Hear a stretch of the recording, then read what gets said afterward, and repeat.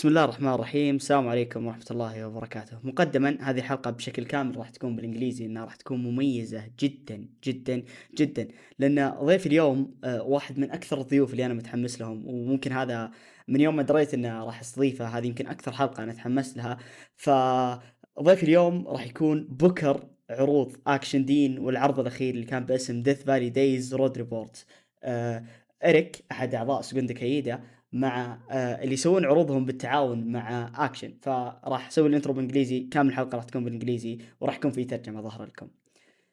Ladies and gentlemen, today's episode is very, very close to my heart because my guest today is one of my favorite bookers in the world and also one of my favorite writers in the world, because he doesn't only book wrestling shows, he also writes reviews, and I really try to take from his reviews in writing my own reviews. But I won't do a long intro. Of course, if you know my channel, you know who he is. If you follow me on Twitter, you know who he is. So please welcome Eric from Segunda Caída. Oh, thank you so much. That was so nice of you to say all that. I mean, yeah, honestly, I don't think that does you enough justice. You and the rest of the boys are one of my, just like I said, you guys are like my favorite bookers in the world right now. Oh man, that means so much. That's so crazy to me to hear. I love it. I love it. And more praise. You will always. I'll stay on this podcast for like 3 hours. The more you just keep saying nice things about me. I mean, I'm definitely gonna keep saying nice thing about the show we're talking about today, because we're gonna talk about your guys' show with the action that's called Death Valley Days Road Report, which is, in my opinion, the best show this year, and probably my second favorite show like this whole decade, after your guys' first show, which was Action D. But we'll get to that in a bit. So let's talk about talking like Death Valley Days. I mean, first of all, the name change. I mean, Yeah. of course, you guys did the Dean shows to honor Dean, but you guys now changed the name to Death Valley Days Road Report. So is there any specific reason for that? Yeah. So none of us, and when I say us, I refer to myself, Phil Schneider, Matt Griffin, who runs Action Wrestling, and now our friend JR, who was such a big help for us on our third show that we figured, he needs to become an official part of this team. None of us ever planned on becoming wrestling promoters. The whole idea started years ago when Phil and I wanted to book Yuki Ishikawa versus Daisuke Ikeda from Battle Arts. We wanted to book them in the States because they never wrestled in America. And so that was our idea. Like, we can book one of our favorite feuds. We can have their match. And then it turned out to be a lot harder to get them, and Yuki Ishikawa's back wasn't cooperating, and so we kind of dropped the idea until our friend Dean Rasmussen passed away, and then suddenly we had a whole new reason to do these shows. And we promoted that first show like it was going to be our only show ever. We wanted to put everything we had into that show, and it was going to be a one and done.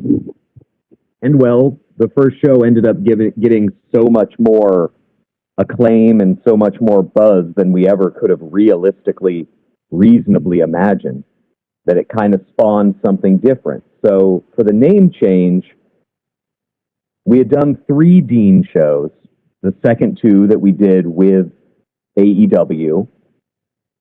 And for the third show, Tony Khan flew in and put up and gave, so much love to Dean's family. His wife, his sister, his brother, all of his children, they were all there. They were all there all day at Dean 3. And so when we wanted to do a 4th show, I started to say, okay, at a certain point, I never wanted to be accused of, rightly or wrongly, of profiting off of Dean Rasmussen. And believe me, we are not profiting off of these shows.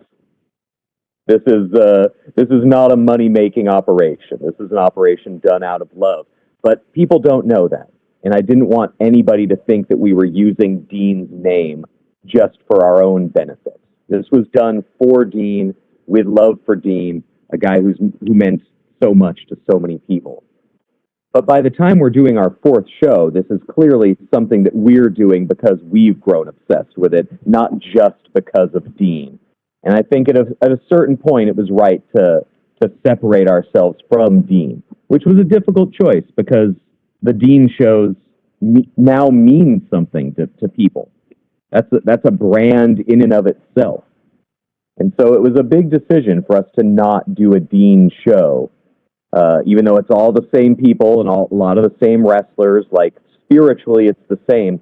But we just thought it was a good idea at some point to no longer be solely associated with Dean. That last show was such a big deal to have his family there, and it gave them such nice closure to actually see live and in person what their dad, their brother, their husband meant to so many people that they had no idea. And so that felt like a nice way to kind of close out the Dean chapter, even though we're only doing these because of Dean. We would have never done it if his passing didn't motivate us to do so. But that's the reason why we gave it more of a Death Valley driver associated name rather than just Dean's name. I mean, that's honestly a valid reason, and also the name in itself is it kind of like resonates to the type of wrestling that you guys do on the shows, which is all kinds of wrestling. Because almost at a certain point in history, everyone did it. That Vibe Driver. So let's talk about the show itself. So you guys sit down. You said you're gonna do a show, another show that's called the 5 Days Road Report. So of course, I think everyone thinks that Mad Dog is one of the most important wrestlers on the Dean shows, on your guys' shows. So you got Mad Dog. I mean, I'm gonna bet that he's the first person you contacted. But how did you guys book the card? Like, how did you know who to book? Because one of the main reasons I was excited for the show is because I didn't know half of the wrestlers on it. I didn't know Angus Legstrong. I didn't know Old Man Young Boy. I've heard of Jake Shepard and Ryan Mooney, but I haven't watched anything for them. So, how did you guys find these guys? I think that's one of the most important aspects of the shows themselves. Yeah. Well, so one thing I love about our four shows now is all four of these shows, in my opinion, feel like they're done by the same guys. Outside of just having a lot of talent that's been on the shows, because now that we've done four, Mad Dog has main evented all four of the shows. Matt Mako has been on all four of the shows. Slim J has been on all of them. Tank has been on all of them. So we now at this point have our guys, right? Like our crew. But at the same time, all of the shows have felt different. If it's put together by the same guys, they've all felt unique to their, whether it be the location on our Arizona show, which was outdoors in an outdoor like mall plaza outside of where the Phoenix Coyotes hockey team plays. The third show was at the ECW Arena. The first show was at Matt Tremont's H2O Arena, and this one was at the Chattanooga TWE Arena. And so each show has kind of been shaped by who we have access to. For the two AEW shows, suddenly we had unreal access to luchadors that we got 12 wrestlers from CMLL on our second show, which we frankly wouldn't have ever been able to afford without Tony's connections, and we wouldn't have had contractual access to any of them. And so that show was completely shaped by this new unfettered access and Tony's generosity. It gave us the opportunity to book this incredible Cibernetico match where Blue Panther had one of his biggest showings of his incredible career. Just unreal. So this fourth show, we still plan on doing other shows with AEW going forward. That's what the loose plan is to do. But we wanted to do a couple of shows not affiliated with AEW, a little more punk rock, a little more controlled by us, because the AEW shows were very much a partnership. Tony had a lot of ideas. He was letting us use guys on the AEW roster, and some of that was planned out a couple months in advance. Other of the matches were very much day of show that we decided, oh, this guy's not going to be used on Collision. We can get him into a match on our show. So some of it was seat of the pants. Some of it was very planned out. For this show, it was entirely us. It was our choice. And some of the guys was about, like, how can we make our budget stretch the longest? You know, how this is all personally financed by us. The money is not growing on trees. We had to find guys that fit within our budget, but also fit within the styles of wrestling that we like. Every one of these shows is booked solely based on the premise of what wrestling would we want to see. Believe it or not, I'm not much of a fan of a lot of modern wrestling. I like the AEW product. I like several indie wrestlers, but I'm kind of disenfranchised. I haven't watched WWE in several years. I'm very turned off by their vision of pro wrestling now. There's not a lot of people in Japan that I connect to anymore. It's kind of a foreign thing to me. I always found a lot of wrestlers I love everywhere, and that's kind of changing for me. And so it's all about, we're still trying to find guys that fit within our vision of wrestling. And to go through some of the men on this card, it was very much a collaborative situation where Bill has guys that he likes, I had guys that I like, JR had guys, Matt has guys that he likes that he also uses in, you know, his action promotion.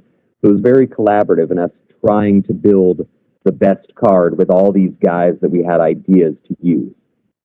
So somebody like Angus Legstrong is someone who actually, you know, we're mutuals on Twitter. We have several of the same friends, and he's a good guy, but trained at the New Japan Dojo. He's somebody that actually sent me some of his matches, and he has not actually had that many matches. But one of the big takeaways I've heard from the show is so many people saying, where'd they even find Angus Legstrong? We haven't heard of this guy. Yeah, I don't think many people would have heard of him. He doesn't have a lot of available matches. A lot of the New Japan Dojo matches he had were sent to me privately and not actually released to the public. So I kind of had more of an insight on him than a lot of others.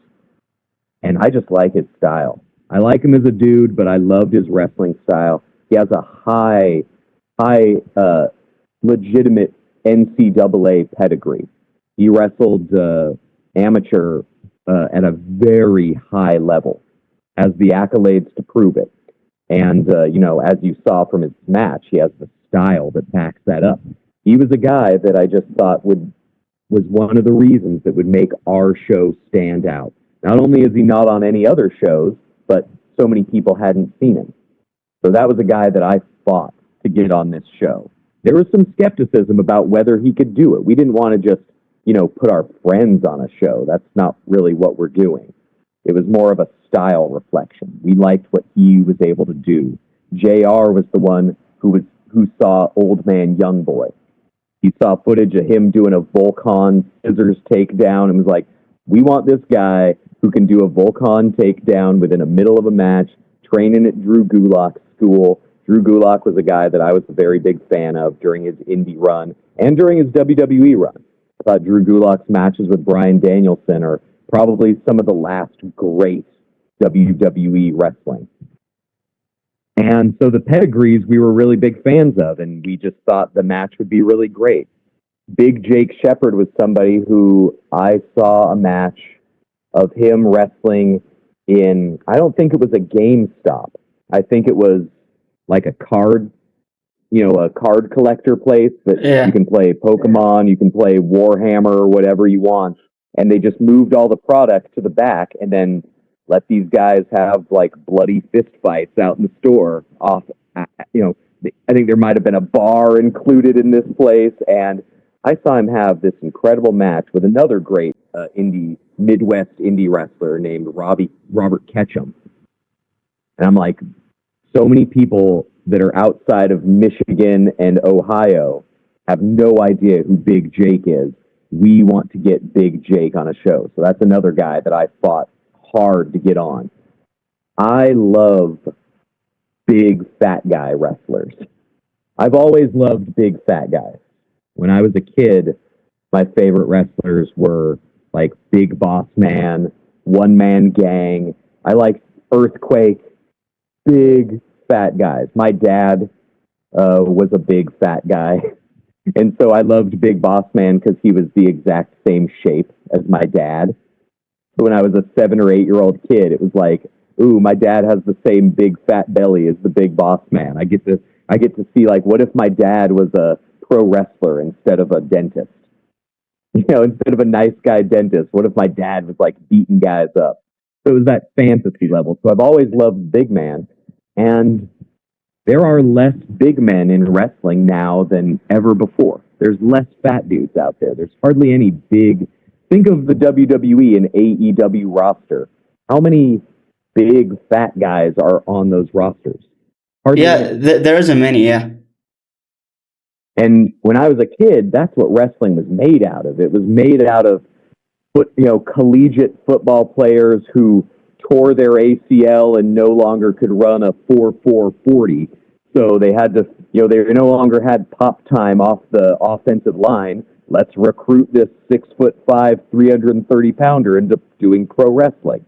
So many of my favorite wrestlers were just guys who washed out of collegiate or NFL football. Vader, all these guys that no longer could do football, could do pro wrestling. And they stopped recruiting big fat guys for whatever reason. Big fat guys, I guess, became gamers instead of becoming pro wrestlers. Yeah. So once I saw Big Jake, it's like, this is the kind of big fat dude that's been missing from my pro wrestling. I need this kind of guy. And so he had never wrestled in Tennessee before. I had to sell the other members of our booking team on bringing this guy in. And the show kept taking so many different forms. We had settled on the name of Death Valley Days Road Reports because doing a road report was when all the Death Valley driver guys like Dean, Phil, Tom K. Tom was also there with us at Dean 3 and with us the whole time at this show. He's part of our crew, but just not on the booking committee. He's just there because he loves us and he loves we all have the same taste in pro wrestling. We didn't decide on having a show that was 9 different singles matches. If we had known that, we would have called the show Singles Going Steady, because that was an old Death Valley Driver feature when they would write about a bunch of unrelated singles matches. The Road Report was more of a thing when they would all go on a road trip together to see a Jersey All-Pro show or an Omega show, and then they would all write about, their part of the trip, what restaurants they ate at, their impressions of the matches. It was a great collaborative experience. So that's why we settled early on Road Reports, because JR's from Philly, Phil lives in the Denver area, I live an hour north of San Francisco. We're all coming from different parts of the United States. We're all doing our own road report just to get out to these venues and see each other and have these experiences. So Road Reports felt like a fitting name. We didn't plan on having 9 singles matches. That kind of seems silly in retrospect. We wanted some tags to break it up. We will never book a 3-way dance because Dean hated 3-ways. We all hate 3-ways. Booking a match with an odd number of participants is always garbage. You always end up with a guy having to just sell somewhere for a way too long of a time. So we have these rules about what we like and dislike from wrestling. Big Jake, due to his lack of name value and I can't say inexperience because I think the guy's been doing this for 10 years. He's just kind of been doing this under the radar. He originally did not have a very prominent place on this card.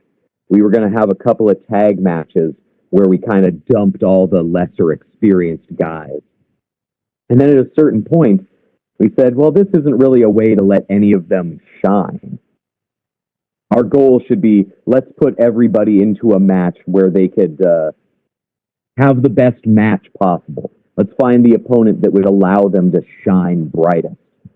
So Big Jake was originally in a tag, and then we kind of had him in a match against Tank because I like the idea of an old fat guy against a younger fat guy. That's kind of an Eric kind of match right there.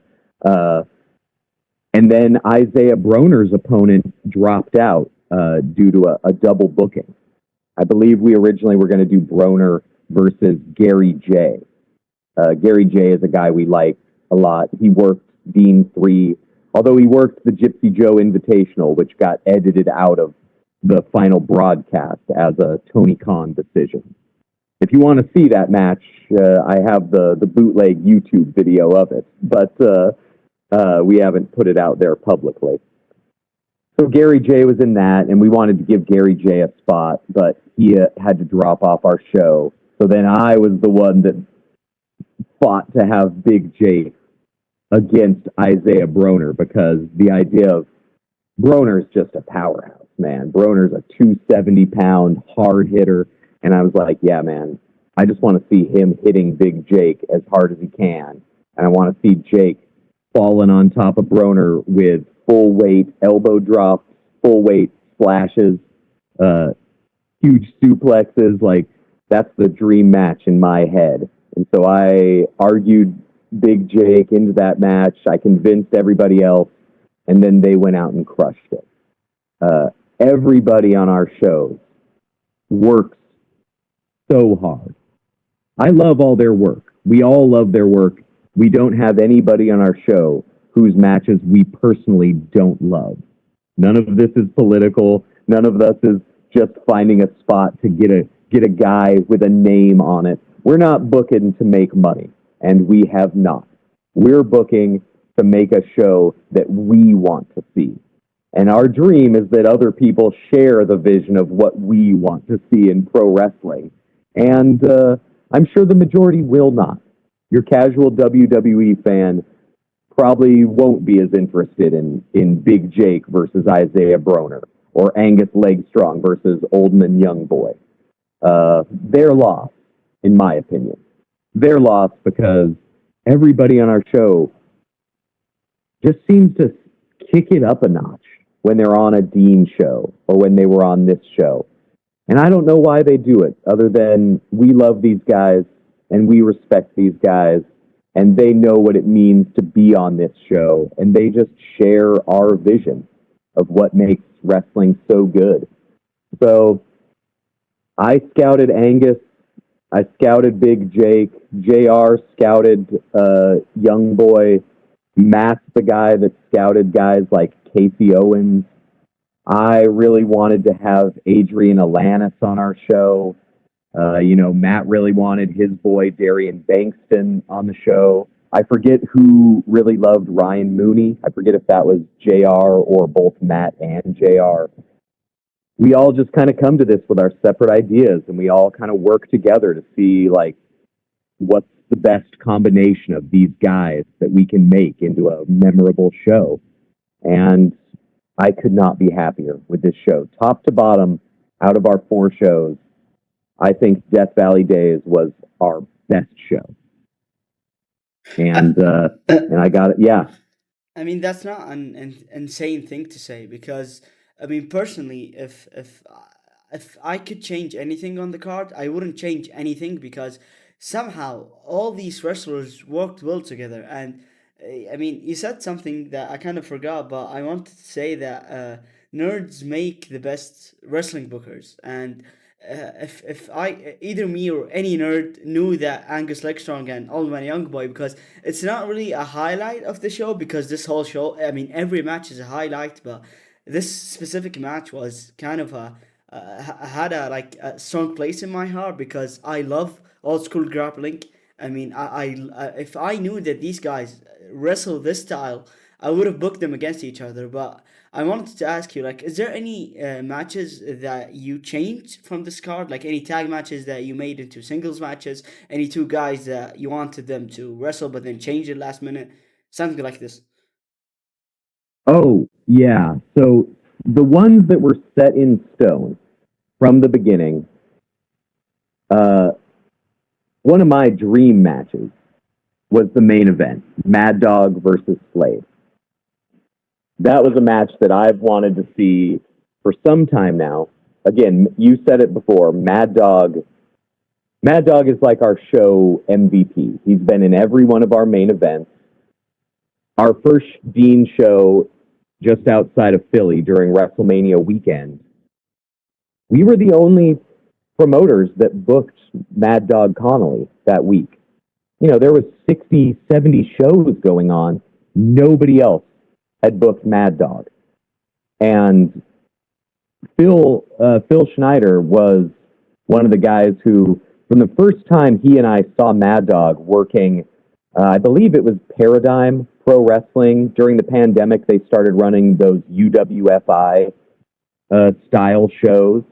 And Mad Dog, I think, was one of the major standouts from that. We'd never heard of him. I don't even think he had a cage match profile at that point. He was, it was a no-brainer for us to get him on that show.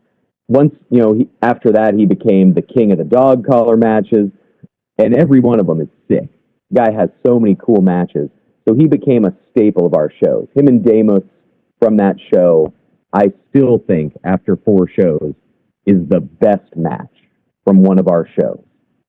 And so... I mean, I'm sorry, I don't mean to interrupt, but Not at all. I just want to point out that before, I watched Mad Dog versus Damus the first time in 2024.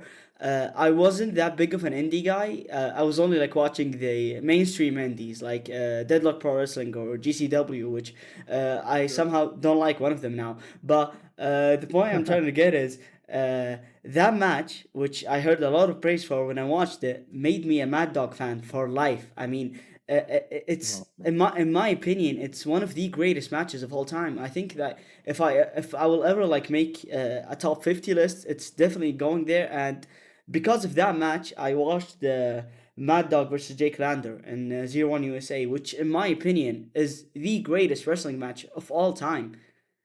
Because again, Mad Dog.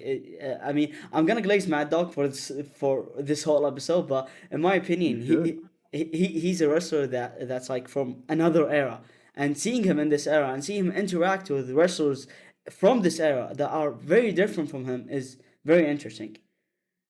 He's like the closest to Mick Foley that I've seen. The guy is fearless. He is creative. He is violent. He's so violent in the ring that he's running into an issue where there's a lot of wrestlers that don't want to face him because he goes so hard. He is such a hard worker, and he is just dynamic. You watch him, and as you said, man, like glaze away. All we did was give him a platform to perform, and he took it so far and crushed it so far out of the park that we were blown away. His match with Demus, we knew it sounded like a great match. On paper, it sounded like, oh, this is going to be amazing. And then we're there live, and I'm just blown away at just how amazing it is, right? And that's all him, man. This guy is incredible at what he does. And I think every single match of his I've ever seen is something that I could recommend to anybody else. I've never seen a match of Mad Dog that is, meh or underwhelming or like, well, that should have been better. He finds ways to make everything he does stand out. And so when we booked that first show, to find out that nobody else, and WrestleMania weekend is when a wrestler can come into town and get a dozen or more different bookings. So many wrestlers, you see the same names on every single show that's happening all week. And that's great. That's a time when those guys can really make some money, getting on as many shows as possible. And every other promoter's trying to split trans with every other promoter's, and so these people get on tons of shows. On that first show, Mad Dog wasn't booked for any other shows. Slim J wasn't booked for any other shows. Violence is Forever was booked on one other show. All these people that we love were just not showing up anywhere else.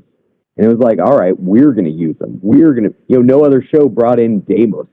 No, those guys were not getting on other shows. And so for our show, now I'm so far off the question. I think it was like, what matches did we have booked? Yeah. Which matches changed from the original plan.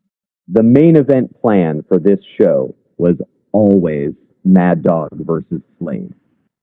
All of these matches formed from the same basic idea of one of us seeking out a match from one of our favorites, finding out that that match had not been done yet, and us going, oh, we'll be the one to do that match.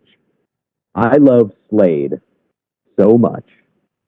Slade has something that nobody else in wrestling has. This guy is the most authentic guy in modern wrestling. Slade is, the dude's real, man. The dude is the toughest, hardest, most intense guy I've been around. I don't know if you know much about Slade's background. He's served time. I heard about that for stretches. And Slade is not a gimmick, man. Slade is Slade. The man and the face and the expressions you see on camera, that's Slade, man. And once I went seeking, I bet Mad Dog and Slade have had like a couple of different violent brawls together. Once I found out that they had not ever wrestled, immediately it said, we need to book Mad Dog Slade. I'm not accepting no for an answer. That needs to be our match. We need to be the ones that can say, yeah, we were the ones that did that. So that, by the end, I think the literal night of Dean 3, a bunch of us were back at the hotel. Dean 3 was such a crazy day. Our call time to be at the arena was 11 a.m. And Mad Dog Deimos, their match stopped sometime around 1 a.m. So we were at the ECW arena for like 14 hours that day. We were exhausted. We took the bus, we had the shuttle bus back to the hotel, and we were all just kind of sitting in the lobby, talking shop, talking about the show, patting ourselves on the back for some things, kicking ourselves for other things, just kind of, figuring things out. And the first thing we talked about was like, we need to do Mad Dog Slade. So literally from the very end of show number 3, Mad Dog Slade was the plan. That was the main event. Who are we going to set our boy Mad Dog up with? What kind of violence can we create that hasn't been created yet? We asked him if he'd worked Slade. He never had. We asked him if Slade's a guy he would want to work. He says, yeah, he definitely would want to do something with, like, oh, great, that's happening. We settled it that night. And from there, it was just a matter of what can we do that we want to see?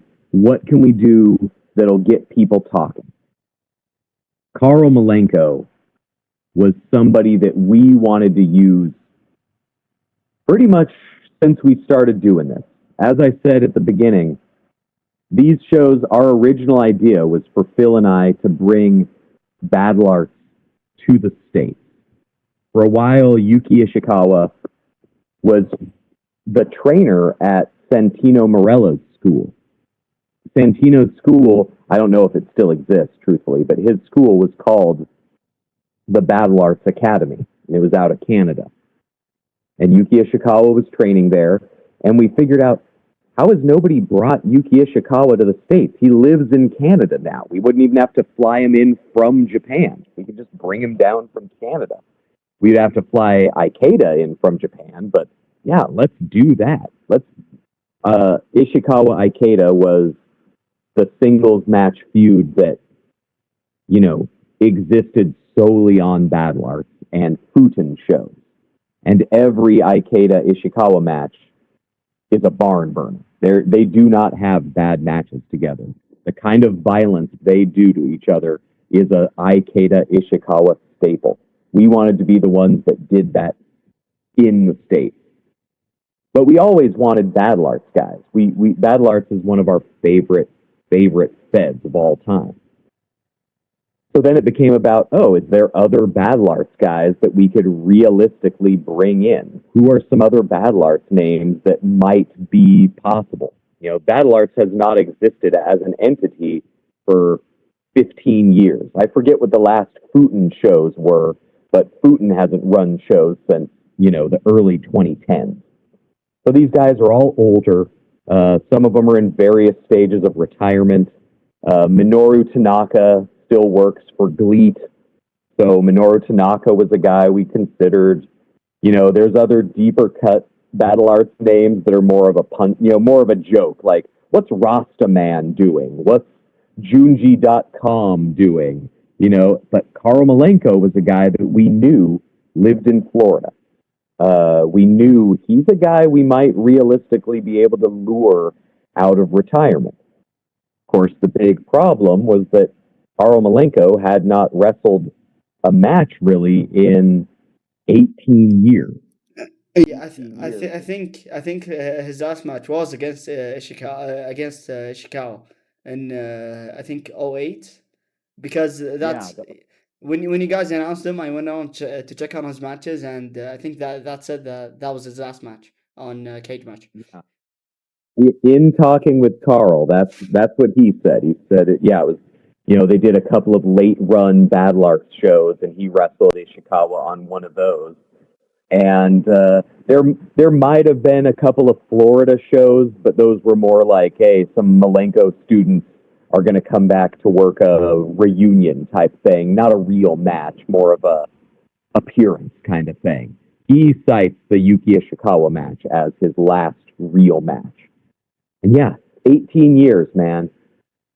So we wanted to bring him out of retirement, but wrestlers are funny. Wrestlers they're all kind of weird guys. You can't be within the wrestling industry without being kind of a weird guy. It's not a normal profession to be in, right? We're weird. All of us doing these shows are weird guys. Wrestlers are all kind of weird guys. So it's all kind of being your own kind of weird within an environment. And Karl Malenko, we originally wanted to do Karl versus Matt Mikowski on Dean 3. And Malenko, I think Phil just that's Phil's baby. Phil deserves all the credit for being the guy who kind of sought Karl out and kind of presented a couple of different ideas and gauged his interests. And he was very interested.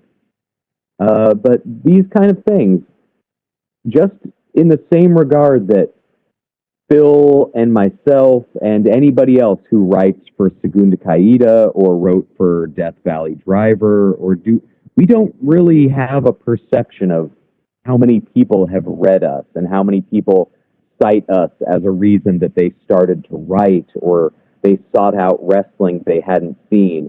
It's that first Dean show was so emotional for us because people that we've known from the Death Valley Driver message board or the Pro Wrestling Only message board or the Wrestling KO message board or Twitter, any of these places, we've talked to some of these people for half of our lives. I was on the Death Valley Driver board when I was 18 years old. I discovered it when I was, just out of high school. Tony Khan, the same thing. He discovered Death Valley Driver when he was in his teens. That's where Phil Schneider and I met. We started trading tapes because we met each other on the DVDR board. And then when we started doing the Death Valley Driver 80s projects, we all learned each other. That's when Loss, who does the incredible wrestling playlist Substack, and Good Helmet, who did all those incredible compilations and the 80s projects wouldn't have been possible without him. That's when we started meeting each other and really connecting on a next level. And so just like we didn't realize how many people were inspired by Dean or Phil or Segunda Kaida, Karl Malenko, I don't think was aware of just how many people were watching those Battle Arts tapes and how many people had seen his matches with, Boss Rutan or Ishikawa, or shoot, his matches, his fights in Pride or any of those things. He had that incredible All Japan tour where he wrestled as Carl Contini, and all of those matches kicked ass, but I think he'd been out of pro wrestling for so long that it's an impressive statement that his ego was not so big that he just goes out and assumes that everybody knew who he was. I think he probably assumed a lot of people had forgotten about him or never even knew who he was to begin with. So when Phil and him started talking, I think that was really like some important insight that he realized, oh, people were watching these Battle Arts shows. People that somehow lived in all different parts of the state were finding ways to see Battle Arts. And so Phil started coaxing him out of retirement, saying, man, you deserve to show people what you're still capable of. So again, he was supposed to be on the third show, but, you start talking to a guy and an idea, it takes a lot for an idea to go from on paper to reality. But just to make sure, you wanted to book him against Matt since like the start, right? Yeah, the plan was always to do the match against him and Mikowski. I love Matt Mikowski's work. His skill level is so good. We had an idea to use a lot of those guys. Tom Lawler, he's one of our boys. Tom Lawler was another guy who was a Death Valley Driver poster, and he was on our first show. He was on he was a second on our second show because we wanted to eventually do Josh Woods versus Tom Lawler. They both went to the same. I believe they went to the same college. They knew the same kind of grapplers and the same kind of rolling partners. So we wanted to be like, yeah, we got some realism behind this feud. Let's book these guys together. But sad to say, Tom Lawler's career of MMA and wrestling, he had to get a couple of surgeries. So we couldn't do Tom Lawler versus Carl Greco. We couldn't do some of these matches. We couldn't bring in Yuki Ishikawa to work Carl Greco Malenko. So then Mikowski became the plan. And that's what was going to be on the third show.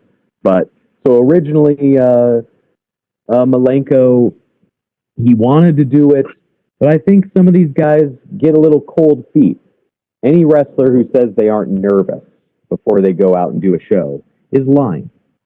Terry Funk said he still gets nervous. When he was still wrestling in his 60s, he said he would still feel those butterflies before they go out. That's just any kind of performer. They're lying if they say they don't feel a little bit of anxiety before they go out and hit. It never stops feeling like a special thing to the best of these people.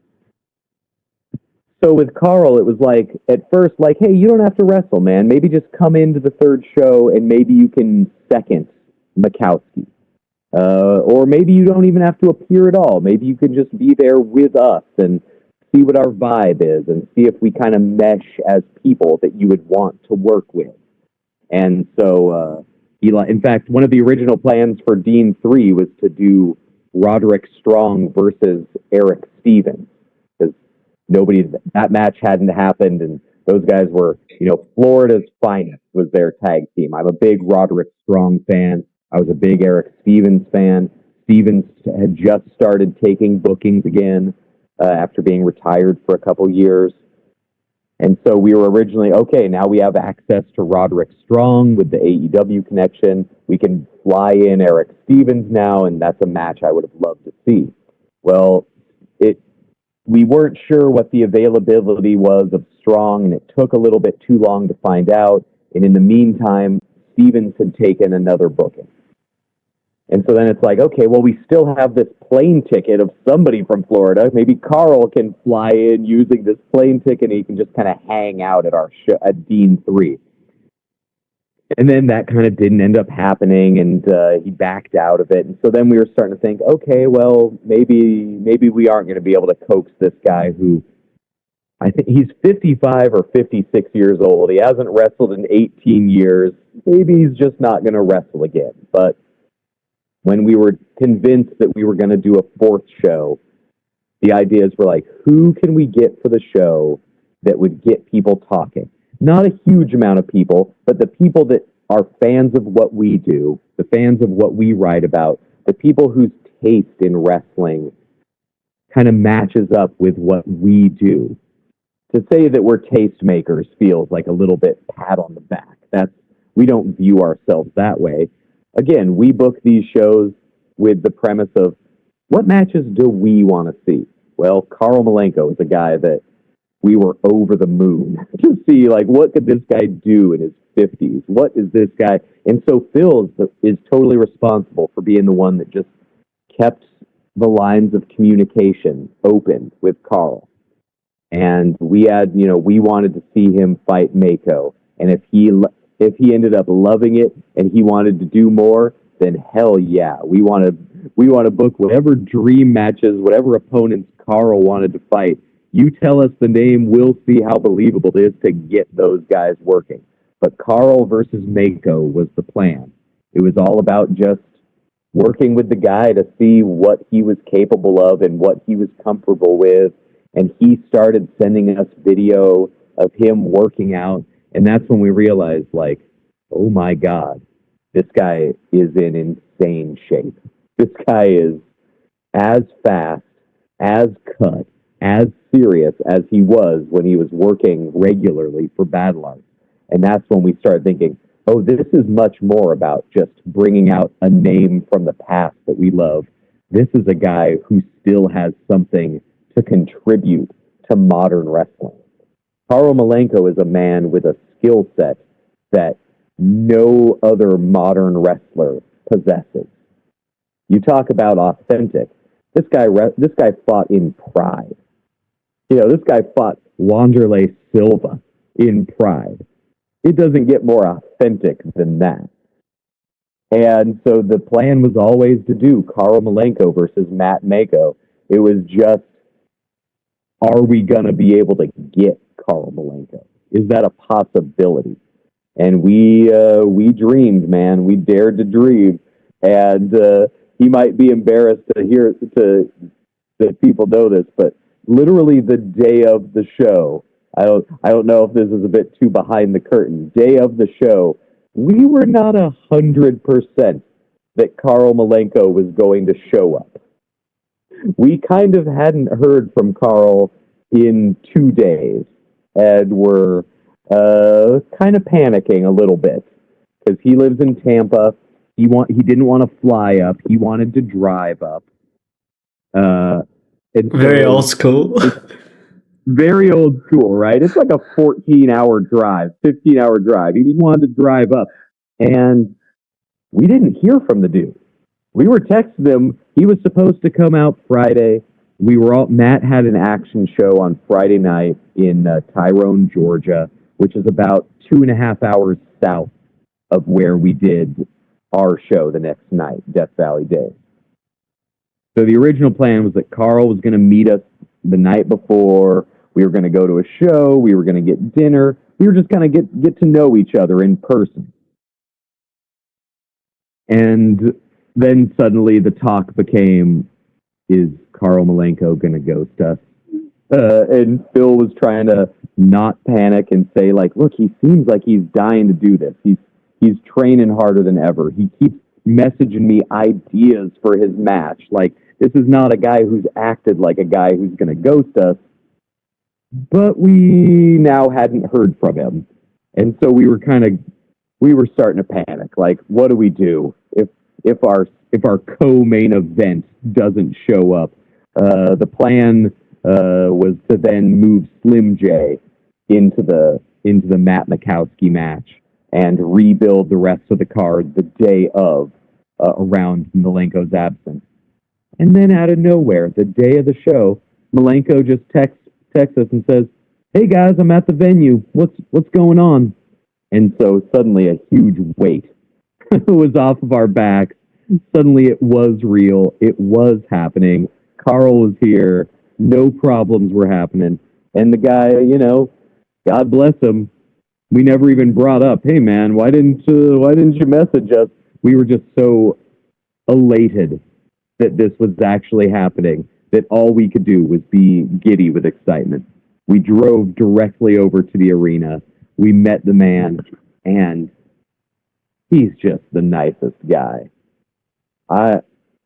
Even knowing how nice he was, seeing what incredible shape he was, listening to ideas he had for his match with Matt, I still wouldn't have guessed it would be as good as it was.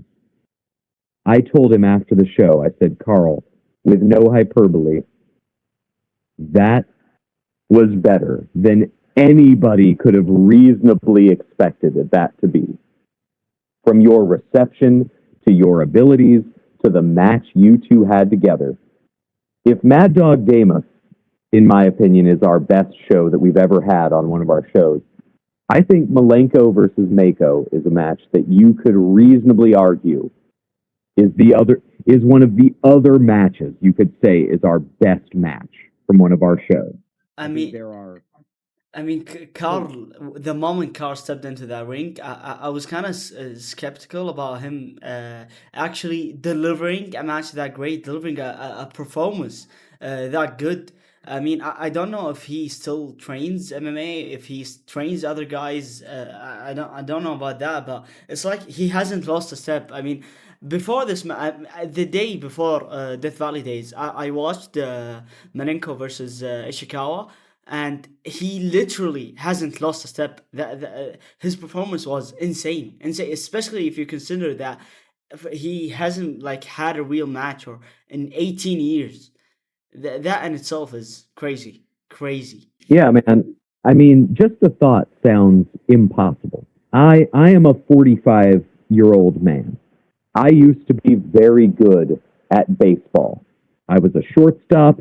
I had a great bat. I was a great defender. I was very good at baseball. It was my favorite thing in the world. If I were to pick up a bat right now, brother, I can't tell you. I assume that I would look like a guy who's never swung a baseball bat in my life. Baseball was all I cared about from from the time I was like 7 years old, like through college. I just wanted to be a professional baseball player. That did not work out that way, let's say.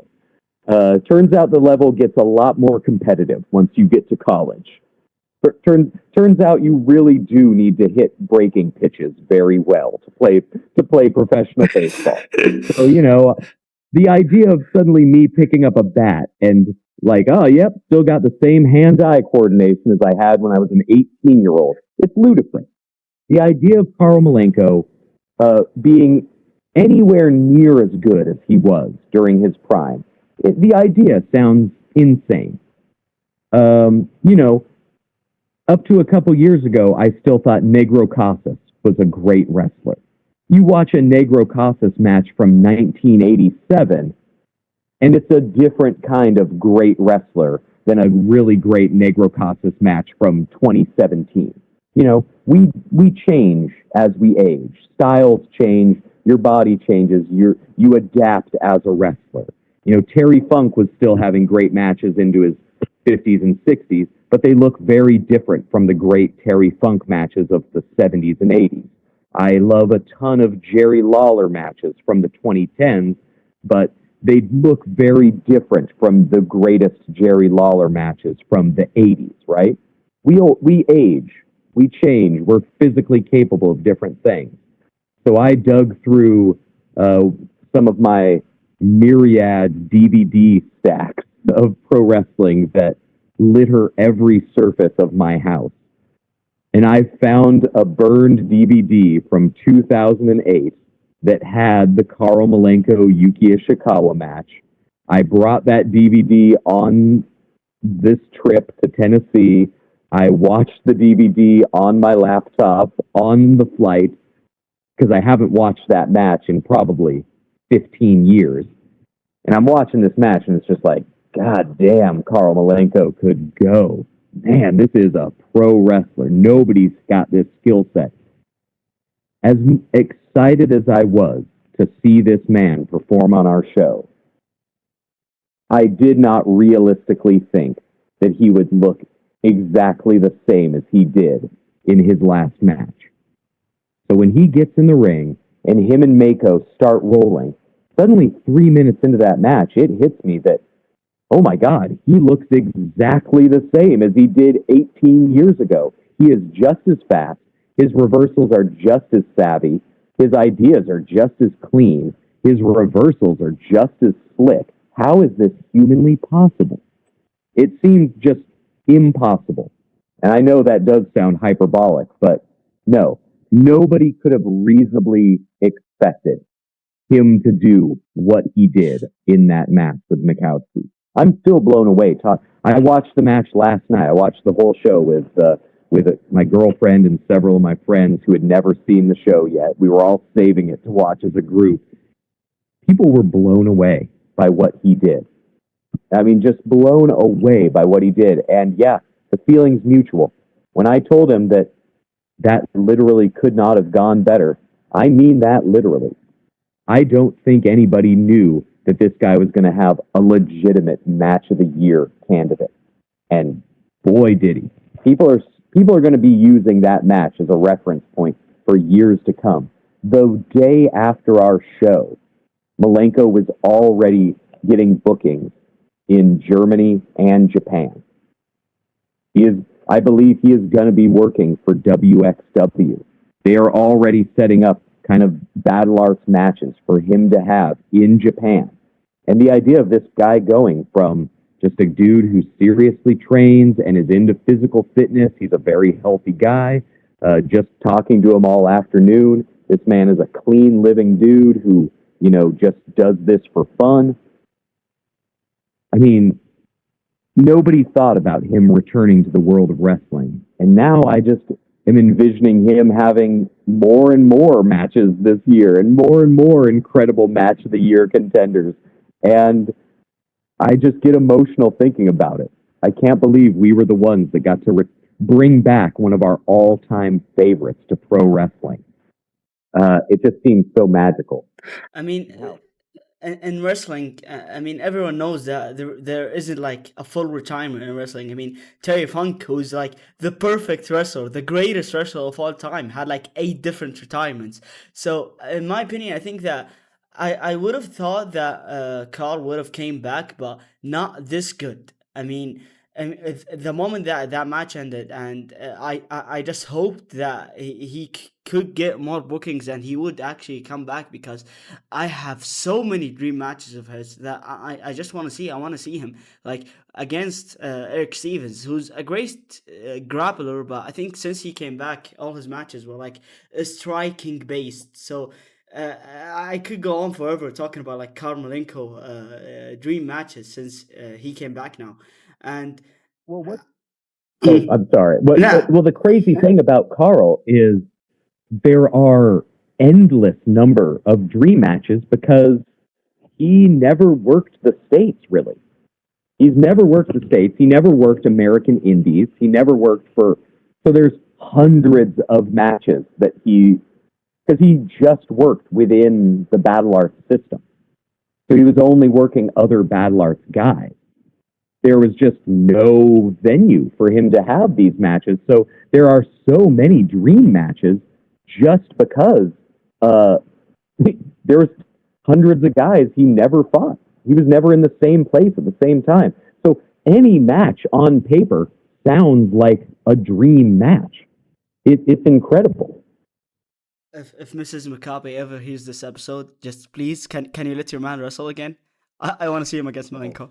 Mrs. Makabe, please, Mrs. Makabe, let him wrestle again. Let your boy wrestle again. Dan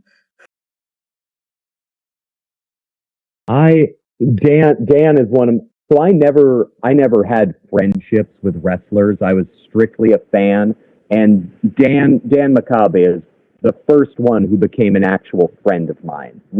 He was a guy who read Segunda Caída unbeknownst to me. I first found out about his matches when he wrestled Negro Navarro, and it's like, who's this guy from Canada who's flying in Negro Navarro to wrestle? Who is this guy? So then when I wrote about, we wrote about it on Segunda Caída, and then he and I met, and we just hit it off. He's such a cool guy. Uh, I don't know if I'll be able to convince Dan to come out of retirement, but you can believe that. I mean, because here's the thing: when we got Blue Panther on a show, the first thing we did was just like, okay, Matt, or okay, Dan, would you come out of retirement to wrestle Blue Panther? When we were, Bryan Danielson was kind of famously in attendance at Dean 2. He kind of made his return to wrestling by coming out and talking at Dean 2, which we had no idea he was going to do. That was not planned by us. Wait, so wait, the Brian Bromo, it wasn't planned on Dean 2. Planned. Okay, that's planned. sick. That's sick. So we had no idea. We were at that show, and Bryan Danielson was another guy who was a Death Valley driver guy. He's read what we wrote. Samoa Joe was another guy who was a Death Valley driver guy, because no other place was talking about the American Indies the way the Death Valley driver guys were. No other guys were doing that. That was all Dean and Phil and Tom. That's where I heard about all of them. They were the guys that were really documenting that East Coast scene. And I was on the West Coast, so I was, talking about all pro wrestling and guys like Mike Modest. And when they had the first King of the Indies show, that's, was the idea that ROH was created because of those King of the Indies shows that had AJ Styles and Low Key and Danielson and Brian Kendrick, Samoa Joe, and so many important guys. And so all of those dudes, Danielson, Samoa Joe, wanted to be at least attend this Dean show. So Bryan Danielson was at the show, and he was backstage just kind of watching the matches through the curtain and hanging out with Phil and I. And before the show, which I don't think there's video of, I don't think the final broadcast included this, but before the show even started, Dustin Rhodes was there. Dustin Rhodes is one of my all-time favorite wrestlers. He's one of Phil's. In fact, Phil, for a while, Phil and Tom, I don't know what the status of this is, but they had a feature for a while on Death Valley Driver called Dustin of the Day, where they would just write about any Dustin matches, they wanted to. And so there was going to be a book, Dustin of the Day, with just a whole bunch of Dustin Rhodes matches. So we love the guy. I love his style. But we weren't expecting him to be at our show. The AEW pay-per-view was the next day, so there were a lot of AEW guys in and around the venue. But I don't think a lot of them even knew who we were. We were just a bunch of geeks that were lingering around all the beautiful people. I don't think our presence was very warmly acknowledged, and everybody was so cool. It was such a surreal experience being part of a full AEW production, but we didn't realize how many AEW guys were even aware of our show. They had bigger things to focus on. There was a huge pay-per-view the next day. So Dustin is at our show, and before the thing even starts, he just grabs a microphone, he walks out on stage, and just thanks everybody for coming there, thanks everybody for being here, and we're like, Dustin Rhodes is just like going out there and just doing an unprompted promo on our show. Holy shit. Then the idea of me sitting backstage and just chatting and hanging out with Dustin Rhodes, that felt like an impossible, ridiculous scenario. So Bryan Danielson is also at our show, and at that point he hadn't wrestled on AEW television since he was retired. I don't think he'd even done an appearance on AEW TV. So he was just backstage because he wanted to see the show. He wanted to see Mad Dog Connolly. He wanted to see Adam Priest. He was dying to see Blue Panther. And also edited out of the broadcast. Pardon me? Don't worry about it. Oh, so edited out of the broadcast was we had a power outage during the show. We had a bunch of lights because it was an outdoor show that kind of started around dusk. And so we had a bunch of big lighting, just for the aesthetics. I loved how that show looked. We were in this gaudy outdoor Arizona mall with a bunch of ugly-ass neon signs around us from, I don't know, the Bennigan's or the TGI Fridays or whatever expensive, taco place was across the way. It looked like the background of a Street Fighter II fighting location, And so I love this location, but we fried a circuit, and Tony Khan had to go out there and kind of kill time while we got the lighting, while all of the APW staff, who are incredible at what they do, got the thing back up and running. So I'm backstage with Danielson, and out of nowhere, Brian goes, "Should I go out there?" And I said, "What do you mean?" He goes, "Should I wrestle a match?" And, we're laughing and we think he's joking. And he goes, "No, think about it. I can go out there and wrestle an actual dark match in the dark." And so immediately, once he says this, joke or not, I immediately start treating it like it's the most serious idea possible. And it's like, yes, we are doing this. We're sending you out there. We'll find you a mask to put under so people won't know it's you. We'll find you an opponent. Gringo Loco was standing nearby, and I pointed him out and said, "Gringo, what are you doing right now?" And the way I pointed him, he thought I was accusing him of something. This was all happening so fast.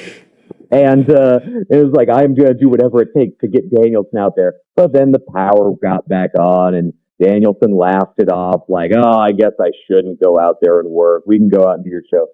So as the show went on, Danielson was still just hanging out, watching the show. We were all having a great time. Hiroshi Tanahashi was there. Dustin Rhodes was there. Surreal to sit next to Hiroshi Tanahashi wearing his bespoke suit. The guy looks immaculate. He looks incredible. This is all very surreal. So Blue Panther goes out there. All of the luchadors in that Cibernetico. It was a dream. We didn't know we would get Virus on a show. We didn't know we'd get Blue Panther. We didn't know we'd get any of those guys, to see what Shelwa was doing on our show. Seeing guys, all of them, hologram. Oh my God, they were incredible. And Bryan Danielson was the one that said during that match, he's like, "When this is over, I want to go out there and thank Blue Panther for what he's done and how inspiring he was to my career." And we are not in a position to turn down Bryan Danielson. So no part of that promo was planned. We had no idea Bryan was going to go out there and do that. I don't think anybody did. I think only Bryan knew he was going to do that. It was an incredible moment that none of us expected to happen. And so, some strange things happened on these Dean cards. And so Bryan Danielson, for a while, we thought oh my God, here's the thing. That guy loves pro wrestling more than anyone else. To hear Bryan Danielson talk about pro wrestling, it's beautiful. He loves pro wrestling so much. And you can tell how badly this man still wants to do pro wrestling. He goes so hard, and his body has taken so much damage, but he still wants to do it. And Daniel Makabe, my boy, the idea of him wrestling Bryan Danielson, or him wrestling Blue Panther, or him wrestling Karl Malenko is such a personal dream match of mine. And to his credit, he just might go down as the one pro wrestler who is actually sticks to his retirement. So far, he has not budged at all, to the point where it's like, I don't even feel good asking about it anymore. We talk wrestling, but but I finally think that I've stopped saying, like, what about this match, Dan? He had his final big thing. He had one retirement match up in his home area of, like, the Vancouver, Washington area. And he had our match on Dean 1 against Timothy Thatcher. And he meant it. He was sincere when he said, this is it. But he did say, if I could wrestle Bryan Danielson, that would be the guy that I would actually consider. That would be the guy that I would convince my wife to let me come out of retirement for. So it's a pipe dream. Yeah. Yeah, wrestlers go back on their retirements all the time. It's kind of the ongoing joke about pro wrestling retirements, but to his credit, man, I think he's enjoying having a body that isn't in constant pain all the time. I think he did backyard for so long, and he had such a great career once he was really getting booked in Germany, getting booked in the States, and I think his body was my. Let me tell you, dude, my body has aches and pains, and I'm not out here taking bumps. I'm just a guy in his 40s. So to be a guy taking bumps, like, there's a lot of miles, a lot of hard road on that body, and I think he's enjoying actually existing not in pain. So yeah, maybe, but I'm not going to push him on that. But geez, the idea of him versus Carl Malenko is such what a thing that never would have happened before, and now, like, we might have the to make it happen, but you got to respect the guy's personal wishes, Yeah. But yeah, as to the other matches on our card, I know I keep getting well off topic. No, that's totally fine. The fun. I mean, I was gonna like get to the stories, but yeah, fuck it. Let's just chat. This is just a chat about wrestling.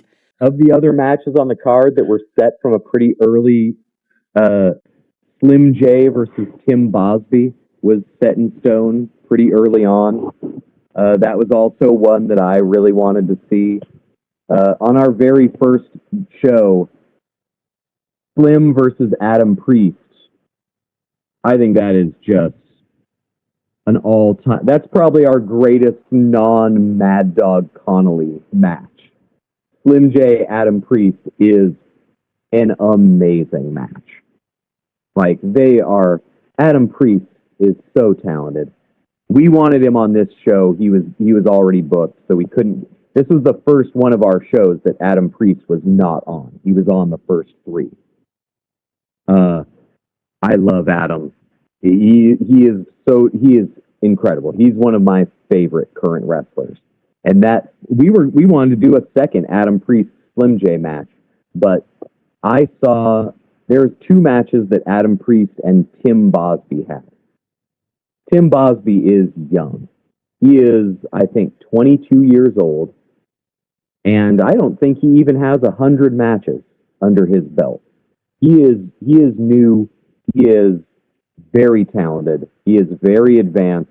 He's got a great, legitimate background. He's got size. He's got strength. Dude is going to be a name. And so I loved the Adam Priest, Tim Bosby matches. I think there's 2 of them. And yeah, there's 2. And I think that was like one of the first times in years that Adam Priest worked as a babyface. I mean, excluding the Ring of Honor shows. Oh yeah, man, Adam Priest is a great heel. He is a great heel, man. This guy just, Dylan Hales called him just the most miserable man that he knows. that heel, he's so good at it, right? And that first match at Dean 1, Slim J had just got cut by AEW, and Adam Priest goes in there and just starts ragging on him about not even having a job, and people just hated the guy. People wanted, and Slim J is one of our best baby faces. We talk about underrated workers. Slim J is as good now as he was in NWA Wildside 25 years ago, 24, 23 years ago. The guy's incredible. He's one of our best baby faces. I don't know how he's done it this well for so long, and still like is a name that not enough people know about.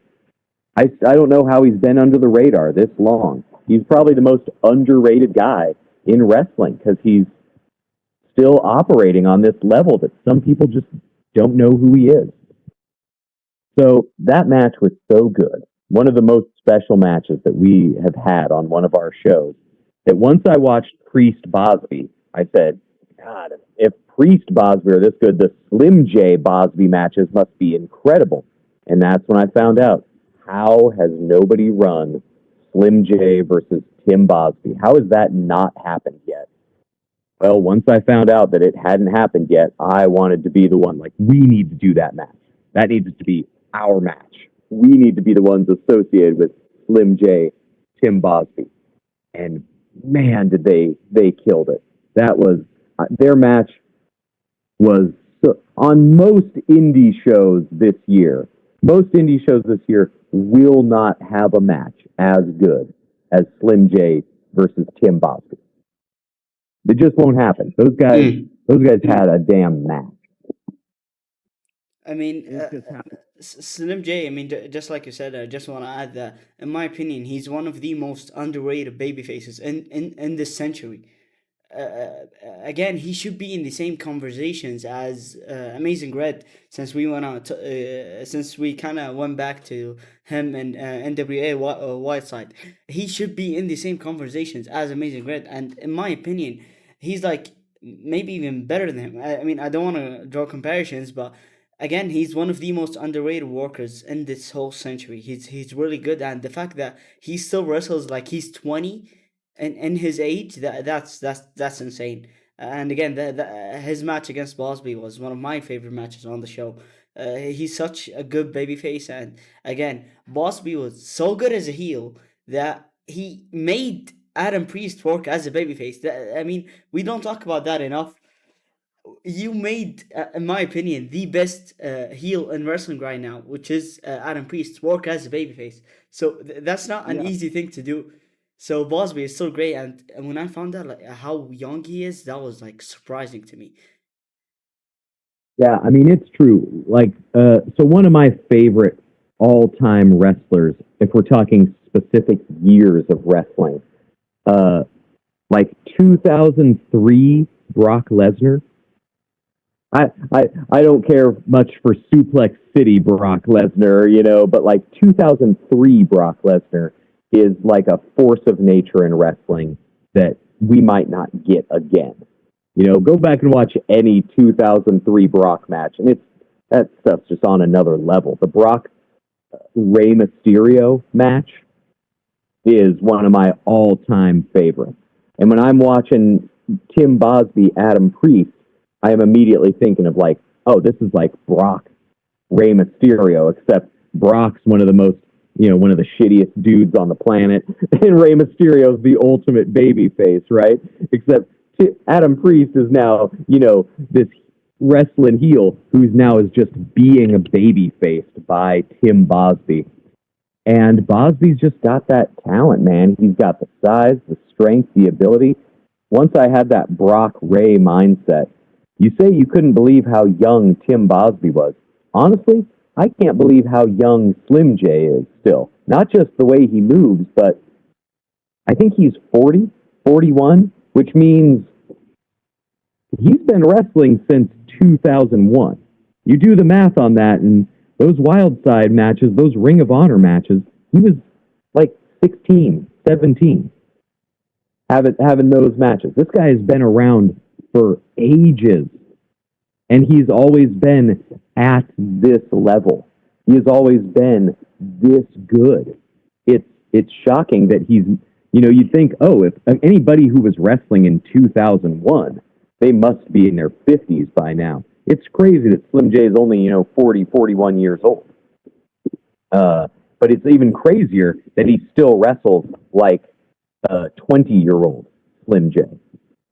It's really funny this year that the only two matches Slim's worked all year was our match against Tim Bosby, and then he worked against Paul Walter Hauser, of all people. Those are the two Slim J matches this year. More people should be using Slim J. The fact that Slim J doesn't have a dozen matches so far this year is ridiculous. Everybody should be tripping over themselves to use Slim J on their shows. The fact that we've gotten to use them 4 different times is just, we're lucky. We're lucky that he likes working with us as much as he does. So, yes, that match, we knew that match was something we wanted to do pretty early on. Once I found out it had never happened, I immediately talked to Matt. Matt says, yes, we need to do that match. And then Phil and JR got on board. The other match that was set from pretty early on was Toby Klein versus Nathan Mowry. Phil wanted them to be a major part of the Gypsy Joe Invitational. They were going to be a big part of that. Getting Toby Klein out of mostly retirement was also a really fun thing for us. Now he's taken a few more dates, which is really great, but Toby Klein versus Necro Butcher was one of my favorite feuds of, the 2000s. Their 2004, 2003, every Toby Klein Necro Butcher match was it was so good. Toby Klein and CZW, the guy's a lunatic, right? So we wanted Mr. Insanity on our shows. We wanted to bring him back. We wanted them to be such a key part of that Gypsy Joe Invitational. And when that match got, pulled from the broadcast, we were all kind of crushed. But then we just said, fuck it. Let's run it on our next show. Let's put Toby and Nathan on the show in a singles match, doing all their craziness against each other. And then we finally got to let people to see Toby Klein bounce a VCR off Mowry's head. Which was very, very sick, by the way. Very sick, right? Oh, man. Geez, the day of that Dean show, we had our boy JR going around Goodwill's trying to find a VCR that we could use as a weapon. So he came through, he got us our VCR. We had to go get it approved by AEW's prop department. We had to talk about it with, AEW legal, whether we could use this. It's such a different world, such a different process. And, we had to have him use the VCR. The spot with him braining Necro Butcher with a VCR is one of the most iconic deathmatch spots in indie wrestling history. Still crazy. Do you know how heavy a VCR is, man? VCR, you might as well have been better off getting hit with a cinder block. VCR's got serious. And that was like a dual deck VCR, man. Those things are like 20 pounds. Like, they're incredibly heavy. So those guys were insane. Those guys were not thinking about how is this going to affect me in the future? Like, no, they were just doing it. They weren't thinking about CTE. They were just thinking about, like, doing something memorable for the 35 people at an IWA Mid-South show, or, a bunch of people at a bunch of sickos at a CZW show. And that mindset carries on to our show. So, yeah, we wanted Toby Klein on our show. We wanted Nathan on our shows. We love our boys in the Coven of the Goat, Reverend Dan, Tank. Of course, we want them. And I'm pretty sure every other match on the show was just something that came together over time. We had a list of names. We had the guys we wanted. There's a bunch more guys that we want that I'm going to keep under my hat just in case we get to use them on future shows. Knock on wood if there are future shows. We never know. Each show could be our last. We didn't think we'd do another show after the first one. We didn't know we would do another AEW show after the second show. We didn't know we would do a show on our own here in Chattanooga. So, we don't know if there's going to be another one, but we have ideas. We have guys we want to work with. And so But I think those were the matches. I think all the other 4 or 5 matches were just kind of how the card shook out. And I'll be honest, the finished card looked the best out of any other iteration of our card. It sounds like I'm blowing smoke, or it sounds like I might be stretching the truth to say that, a couple of guys were double booked and they had to drop off. A couple of guys, the transportation changed that kind of ended up being out of our budget. One guy I think was going to drive in with Mad Dog, and then it turns out he took another booking, so we would have had to fly him in from somewhere. And then we said, oh, I don't think we can afford like a $600 plane ticket in addition to that. So it's like we went and, there's various reasons you go in another direction. And so if I think I have all my various notes about what this card looks like in all phases of each iteration. And no hyperbole, the finished product was the best version of the card that we had. Originally, we were going to have Nicole Matthews on the show. I thought Nicole on Dean 3. I thought her performance against Billy Starks was like, oh yeah, Nicole is somebody who should be she should be on TV. She's a damn worker. She is probably my favorite unsigned women's wrestler. And so we originally wanted to do Nicole versus Mickey Knuckles, and just due to other bookings, we were unable to get that on this show. So maybe that's a match we can make happen at some point. Maybe we're never going to be able to do that.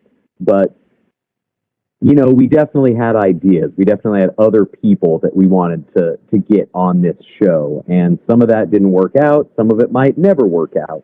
But I'd say half of this card looked very, very different from our first idea to our second idea to our third idea. But I can confidently say, even before the show happened, on paper, the finished product looked like the best version of this show.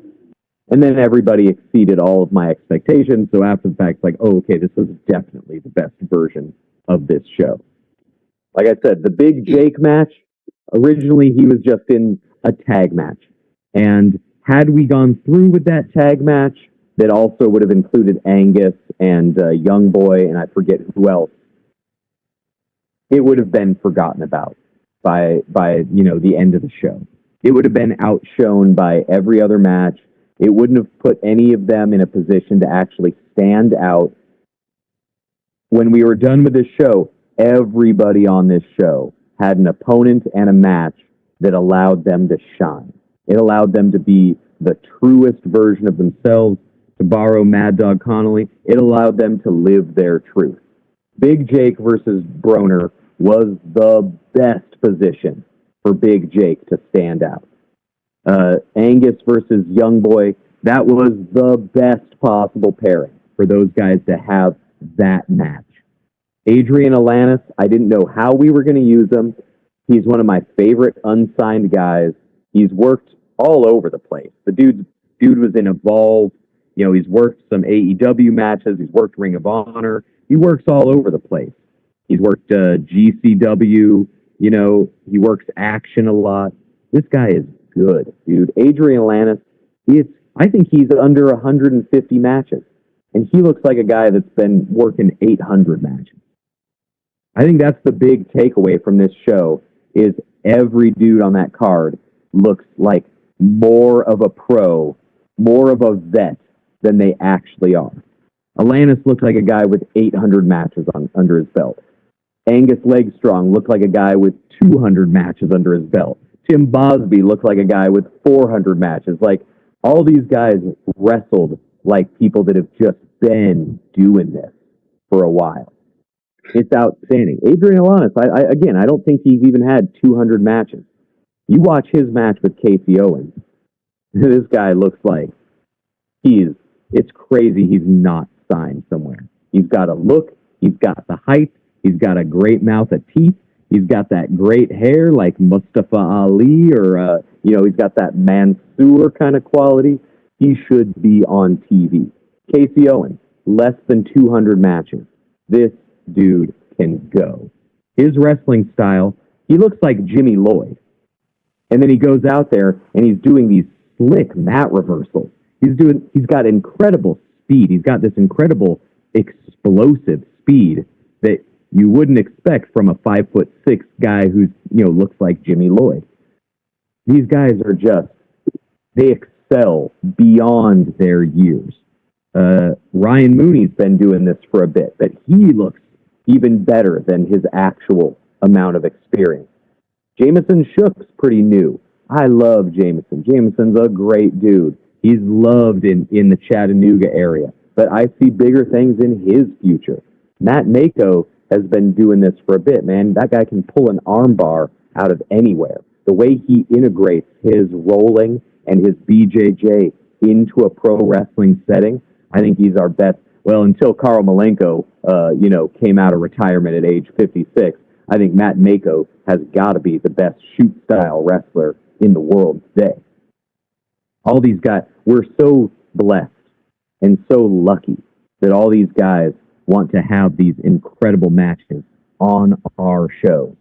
This whole thing has just been a gift. It's been such an unexpected gift out of nowhere.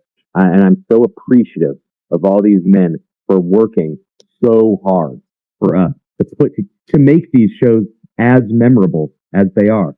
I think you said in your introduction several hours ago when we started talking that the first Dean show was one of the best shows of 2024. This show, I'm sorry. The Dean show was one of the best shows this entire century, and the best show in this decade. This show is my second favorite show this decade. Man, at that first Dean show, it was a magic vibe in that room. It was a spiritual experience. I don't say that lightly. It was so special. The memories we have from that weekend are like nothing else I've ever experienced. The love in that room, the people that made the journey. We had people that drove out from Illinois, just to make this show. My boy Chris, who I don't know how familiar you are with IVP videos. Oh yeah, I know. Everybody's bought DVDs over the years from IVP videos. I got stacks, I got bags, I got boxes full of IV. I've given more money to IVP videos than most people in my life. So to finally just get to hang out and drink a beer in the parking lot with these guys and just meet these people for the first time. And also to, for the little ego boost, to find people that you've never met in person, but to find out that they've read what you've been writing for the last 20 years online. It's so special. It meant so much to all of us. The love in that room we all had for Dean Rasmussen, and the love that we had for each other. It was a formative experience, formative years growing up on the Death Valley driver boards together. We really all found each other. That's how we all kind of came together. I didn't know Phil until he and I started trading tapes in the early 2000s. We didn't meet until, I think, 2006, but we had traded tapes for a few years before that. And we all kind of found each other. When I started watching wrestling, the more I watched, the more I realized my taste was a little bit different from my high school friends. Getting together to watch wrestling in the 90s with my high school friends is some of the best memories of my life. Getting together to watch, just thinking about high school. All I can think about is our friends going around just giving each other fucking diamond cutters. Just giving each other stunners after, out and, playing baseball with my friends and running up and giving somebody a stunner. Jumping up off a trash can to crotch chop one of my buddies in the face. Man, it's some of the best times of my life, right? But even then, at a certain point, the more I started watching wrestling, none of my high school friends were deep enough to start trading tapes. I was the one that started, what's ECW? Let me buy this Sabu tape that's dubbed 11th generation, and you can't see half the footage because it's so many tracking lines. Buying the 6-hour deathmatch comp, and seeing the IWA King of the Death matches, or Poison Sawada doing a Cobra death match, or the infamous Fire death match in FMW where Sabu and the Sheik and Tarzan Goto all almost died of smoke inhalation. All of this I'm seeing for the first time as a 17-year-old, and it's like, holy God, I didn't know any of this was possible. And so none of my friends from high school were the same way. They loved WCW, they loved WWF. Once WCW folded, a lot of us kind of grew apart because we were now going to college. We were all in different places. When you're in high school, most of the people you're friends with, it's kind of geographically specific. A lot of the people you're friends with in high school, you find out later on, it's like, oh, it's because we were all at the same high school for 9 hours every day. It's kind of hard to keep that friendship going when you aren't required to be at the same location every day of the week. It's easy to grow apart.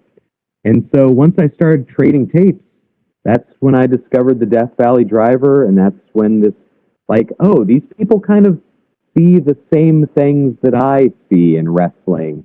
Here's these people talking about, punches in the same way I love a good worked punch. These are the same, who's this guy, Dick Murdoch? Who's Killer Carl Cox? Why are these guys throwing the greatest punches I've ever seen? Oh, here's the Bobby Eaton appreciators of the world. Here's the Akira Taue fans of the world. These are my people. And this first Dean show was like, the love in that room was it was 25 years in the making. Some of these people I've known online for so long, and here we are in person celebrating one of the, Dean Rasmussen was kind of the glue of that community. He was so important. I wouldn't have ever written about pro wrestling without Dean Rasmussen. Phil Schneider is who I probably get most associated with, just because Phil and I have been writing for Segunda.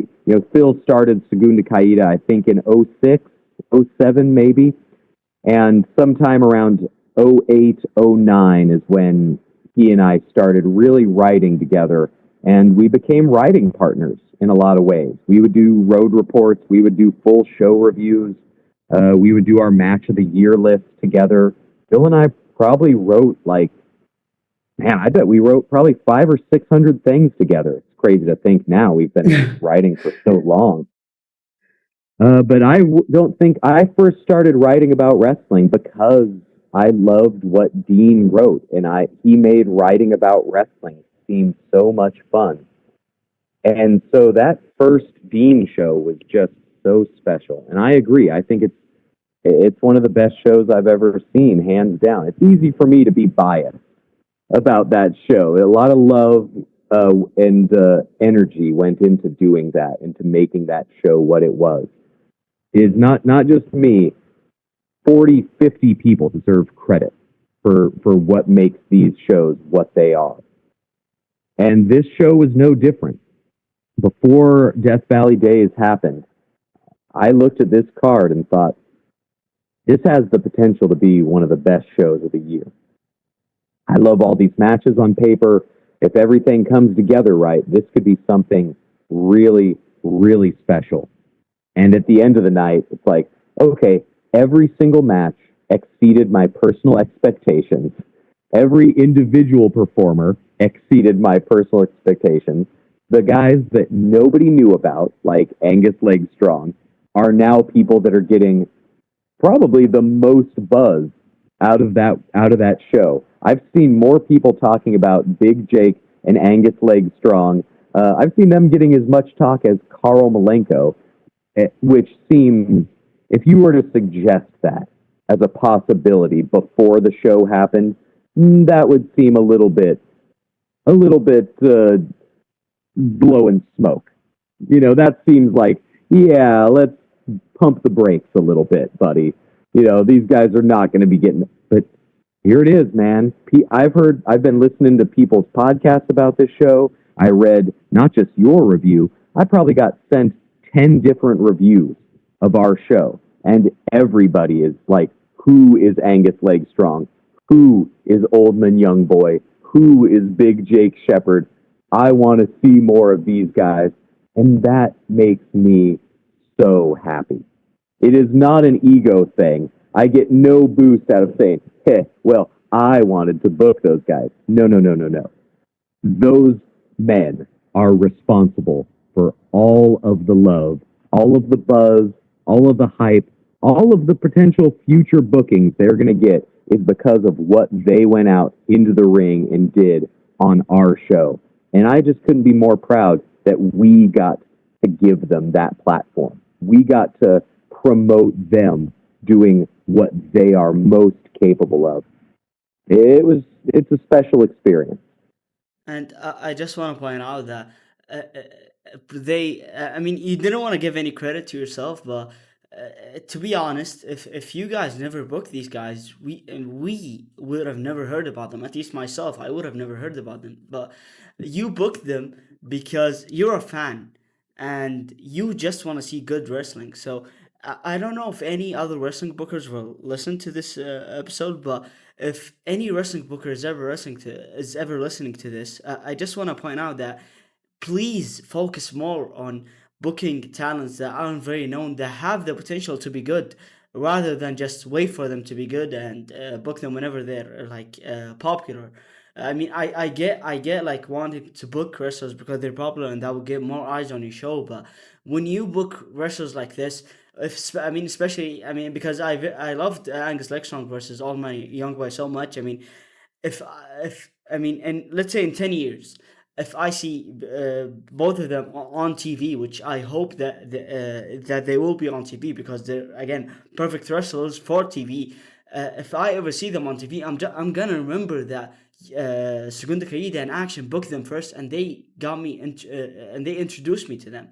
So when you book wrestlers that aren't very known, it's gonna stick out more like in the long term. So and again, Old Man Young Boy, and Angus Strong, Big Jake Shepard, all these guys, they really showed out.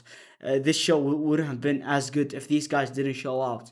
I mean, again, especially Old Man Young Boy, because hopefully in the next 5 years, whenever I become a wrestler, I want to beat his ass in the ring. But uh, all these guys showed out, and I think that what makes the show great. But I wanted to ask you. I mean, I told you before that if you have any fun stories about the show backstage. I mean, especially about Mad Dog, because I heard something about him, about you guys hearing the chains and getting spooky about it. So, if you have any fun stories about like this show backstage, again, this is just a platform to say it. Yeah, well, there's certain things that I don't feel I'm at liberty to talk about. These men are all, professionals that I don't want to, there's certain things behind the curtain that I can't talk about. These guys all have their process, and these guys all, want protection to a degree.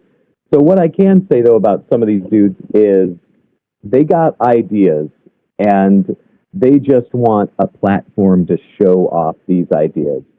Mad Dog is so creative, and I'm just blown away by his approach to pro wrestling, where you wouldn't know it, but his favorite dude before he was a wrestler, when he was just growing up as a fan of pro wrestling, his favorite wrestler was Shawn Michaels.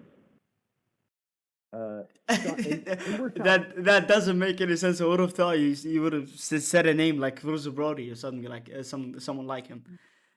Exactly, right? Like the idea of him, and we're not even talking like good Shawn Michaels. I think Shawn Michaels is a great wrestler. I love, 1986 to let's say 1996. Shawn Michaels is one of my favorites. If you wanted to know one of my least favorite matches, or least favorite wrestlers, it is 2002 to 2010 Shawn Michaels. I hate old man Shawn Michaels. I thought he was, insecure, wearing chaps to cover up your knee braces, balding, hair tuft Shawn Michaels, awful wrestler. I hate the Undertaker matches. I hated DX, like that run of DX. Awful wrestler. Thank you. When I'm talking to Mad Dog about... I'm sorry. What'd you say? I'm sorry. I don't want to interrupt you, but I've been getting booked for I've been getting cooked for a couple of months for saying that that era of Shawn Michaels is bad, and it's like a huge difference between him in the 2000s and him in the 90s. But yeah, keep going. So thank you for saying that. I hate it. And you know, at Saguna Kaida, we used to get accused all the time. I think these accusations have dried up, but you still see it on Twitter just from people who don't know how they are. Because saying that Shawn Michaels, any era of Shawn Michaels is awful, feels like you're just trolling. Because the consensus is that, and the story that WWE has told is he's the greatest wrestler of all time. And again, that first decade of Shawn Michaels' career, he's incredible. Watch Michaels from 93, like, man, that guy can go. That guy was having matches that, like, I love him. I loathe 2000s Shawn Michaels. I think it is the worst shit ever. If he had dropped the Jesus Act and he had turned heel, I think old man heel Shawn Michaels, I think there could have been some juice there. Babyface, lazy eye, bald Shawn Michaels, you're not the showstopper, man. This is sad. So everybody just thinks we're trolling when we have this opinion. No, we can explain in great detail why he is a bad wrestler. So when I'm talking to Mad Dog at our Dean 2 show, the one in Arizona, and I'm talking about how much I hate comeback era Shawn Michaels, and he just says in this soft voice, just like, "Oh man, that was my favorite guy. That was my favorite wrestler when I was a kid watching wrestling." And it's just like, man, you never know who's going to be the guy that gets you into pro wrestling. Old man, young boy, I found out on this show. I'd never met him before. I hadn't even heard of him until JR started pitching him for this show, and then I sought out a couple of his matches and said, "Oh yeah. This guy's cool. This guy's cool." So talking to him for the first time, he didn't even start watching wrestling until he was almost 30 years old. And the guy that got him into wrestling was Kofi Kingston. It's like watching old man, young boy wrestle. I wouldn't have thought in a million, like Kofi Kingston doesn't wrestle anything like that guy. Like seeing these guys and hearing who they're inspired by is just, man, it does not always make sense. But yeah, Mad Dog, the man you talk to, I don't think this is too much of a reveal, but like, I don't actually feel like I'm in any personal danger when I talk to Mad Dog Connolly. He's a very chill guy. He's quiet. He's polite.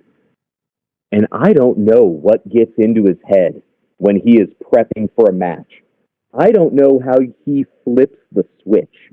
I don't know how he turns it on and off. I don't know how it's possible for him to be as reckless and dangerous in the ring as he is. I don't know how you come down from that. I don't know how you turn that off. I don't know how you can exist. I don't know what the duality of man is that Mad Dog is able to commit the acts of violence that he can. If I was violent like that for my job, I don't know what kind of person I would be. I don't know how I would be normal again. So this guy is just a different kind of creature altogether. His ideas with Slade, like,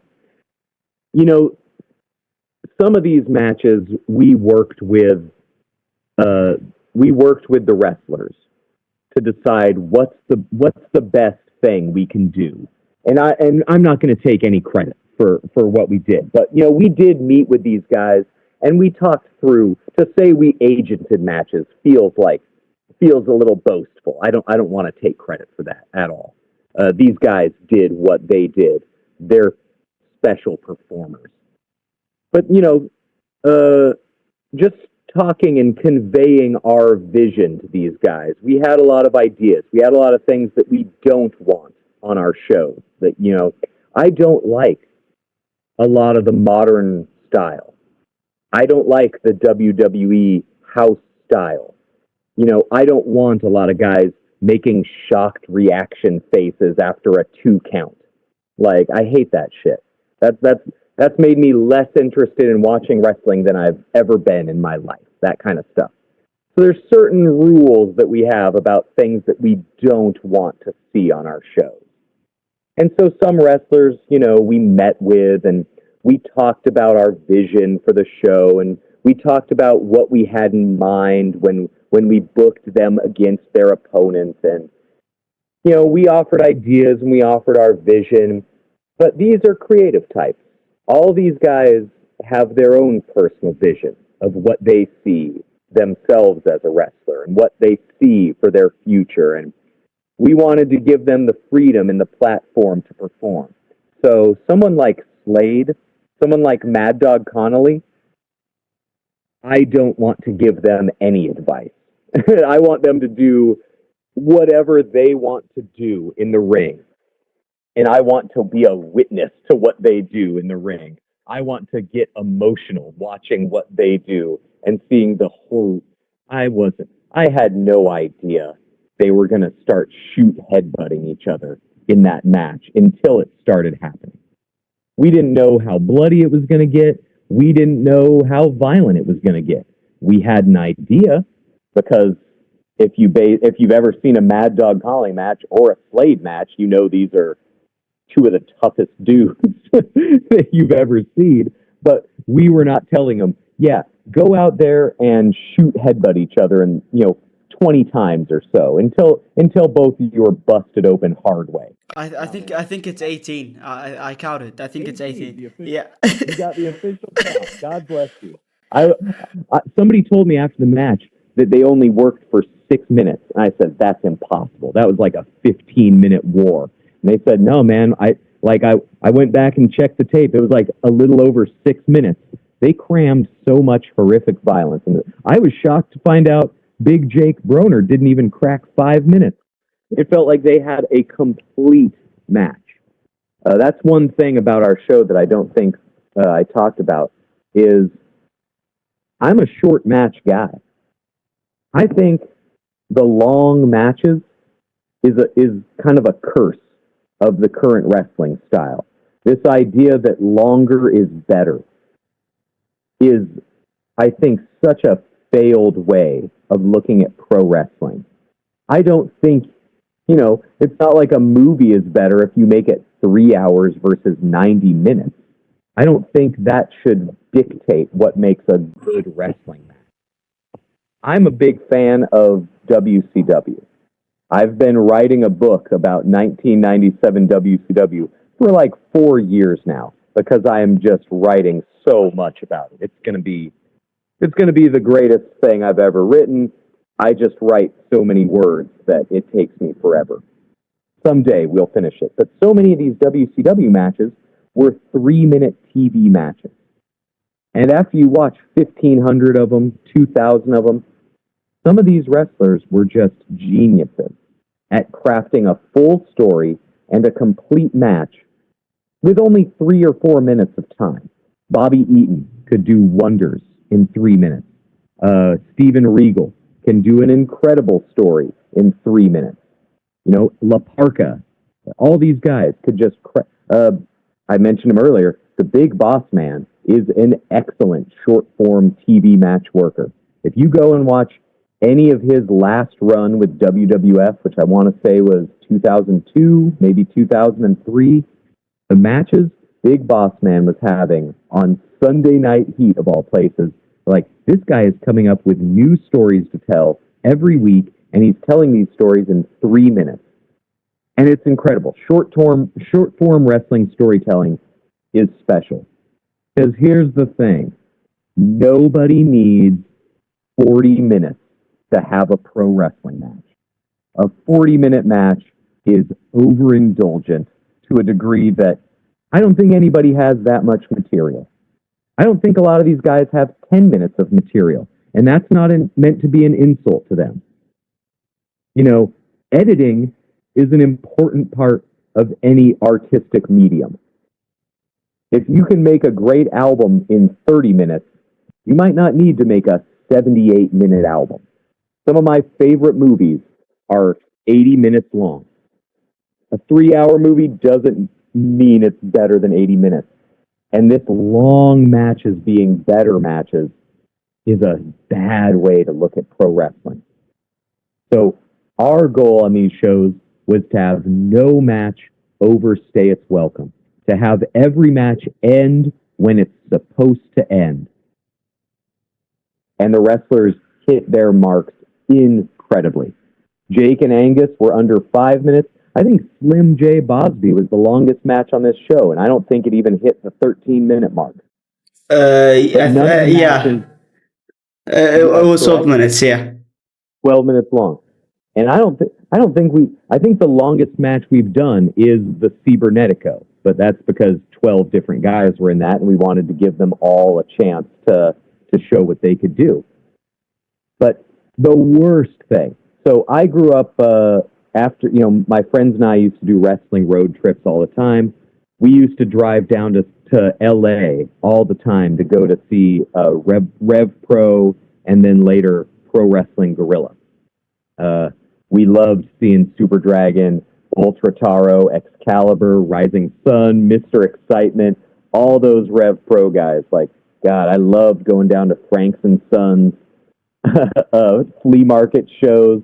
I got to see LA Park and Shocker and Superboy on those shows. Guys like Scott Lost, who have been retired for so long now. We loved taking road trips down to Mexico and Southern California to see indie wrestling. And later years, Pro Wrestling Guerrilla, every match on the card was 20 minutes long. And it was so indulgent. And so, like, by the time you're seeing the eighth match of the night, and it's going 20 minutes, and the main event is going 35 minutes, like, you know what? Some of these dudes do not have 20 minutes of material. It is hard to work an actual compelling, no-fat 20-minute match. It's cool that Ric Flair got to work 60-minute matches a lot. You know what I never give a shit if I watch again? A Ric Flair 60-minute Broadway. Like, I don't need it. You don't need to work that long. Like, I love a bunch of 60-minute Flair matches. The Bret Hart Ric Flair Iron Man match from '92 is one of our greatest Iron Man matches. But every match does not need 20 minutes of time to be a success.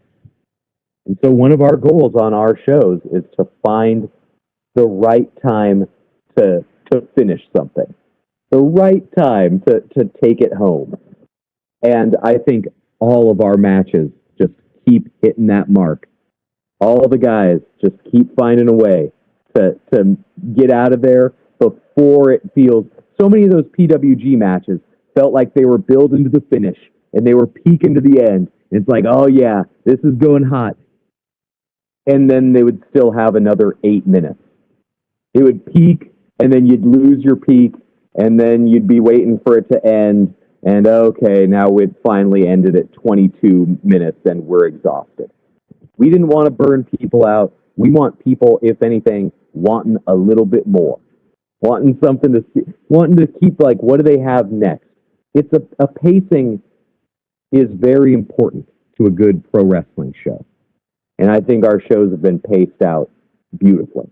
I think it's part of the success of what we do. I think it's one of Matt Griffin of Action Wrestling's greatest strengths.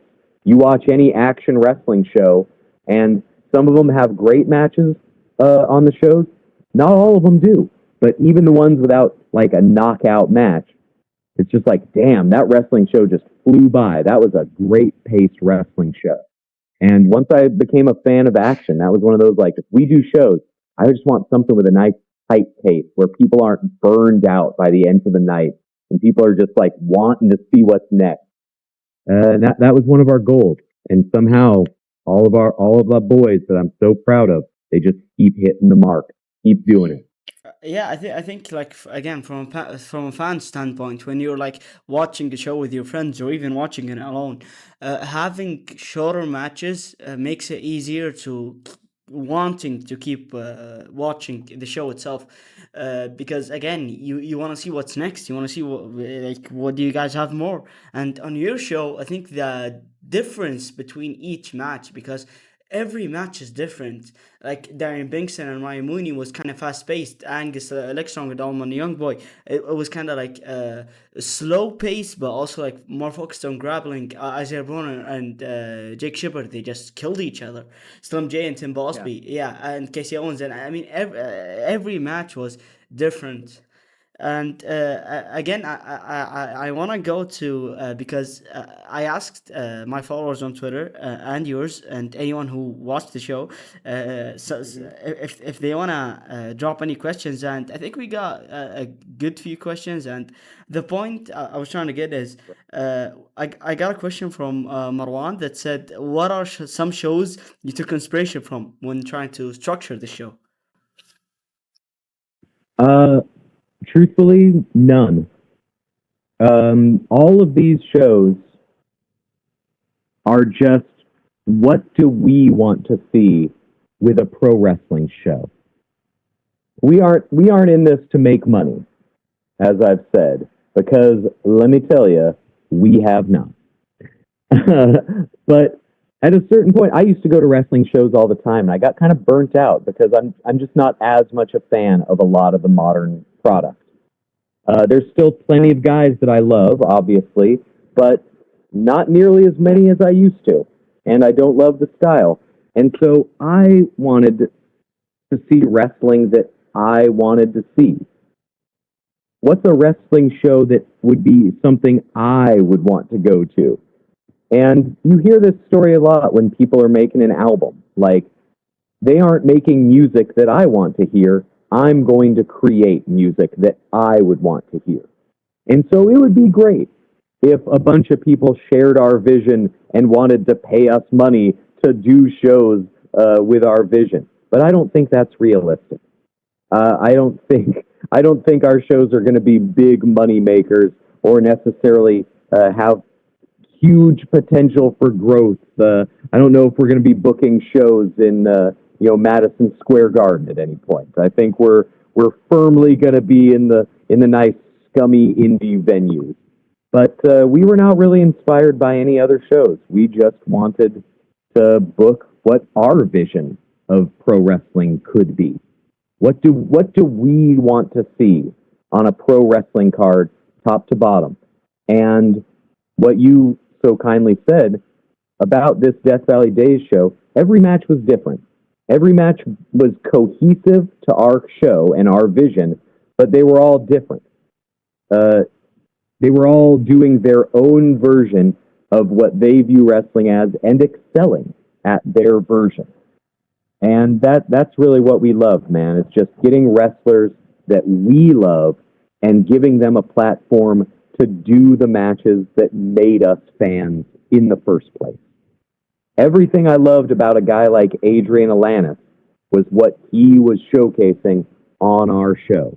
The reason I wanted to do Slim J versus Tim Bosby, well, the proof's in the pudding. Go watch Slim J Tim Bosby. That's what I was hoping to see. And they delivered exactly what I wanted to see. When Phil had the vision to do Karl Malenko versus Matt Mako, that is what we were desperately wanting to see. Mad Dog versus Slade on paper sounded like one of the potentially most violent matches. Well, they went out and had that thing. These guys are all so good at making the vision in our head into a real, tangible product that will exist forever. That's really what we wanted. We were not inspired by any other promotion, any other shows. We only wanted to show what we love about current and all-time pro wrestling. I mean, that's a great answer. I mean, yeah, again, booking a show that's for yourself and what you want to see in wrestling is like the best way to book a show. And since you just talked about Mad Dog versus Slade, I want to ask. I mean, Elliot asked. He said that. I mean, Elliot is also a big fan of your guys' shows. He said that he just Love it. watched. He just watched Mad Dog versus Slade. His first question is, are they okay? Okay, here's a story that I died laughing, man. So that's a "Are you okay?" is a great question, and it was after the show, and this is a true story. Once they finished their match, and this has never happened to me before, when it is related to wrestling, I started choking up, and I had literal tears sneaking down my cheeks at what I had just witnessed. Because I don't know what drives these men to do what they do. I didn't expect the level of dedication to this violence, and they're doing it for us. They saw what our vision was, and they made our vision real. And the power in that moment just overwhelmed me. And I just started crying watching that. I don't think anybody was noticing. Nobody was judging me for it, but I had this little private moment to myself where it's just like, these guys did this for us. They made our vision real. And so after the show, every guy that was on our card, I went up to them, and I think I missed a couple of them, in the melee and the chaos after a wrestling show.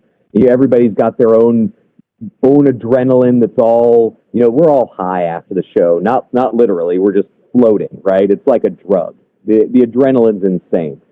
And so I'm just going around to as many guys as possible and telling them what they did that made this show unique, that made this show special, and letting them know how thankful I am for them doing this for us.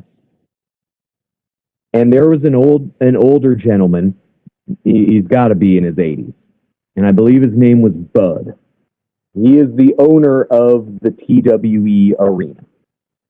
We met before the show. Very nice man. He was dressed exactly like my beloved grandfather, in the fashion that old American men all have, with their periwinkle jeans and their Wrangler plaid shirts with the snap button closures. He was a classic United States old man, which I am very fond of. And he was introducing to all the boys, and we're so thankful we got to use his building to run our show in. And so afterwards, I'm backstage, and Mad Dog and Slade are both back there, wiping the blood off their faces.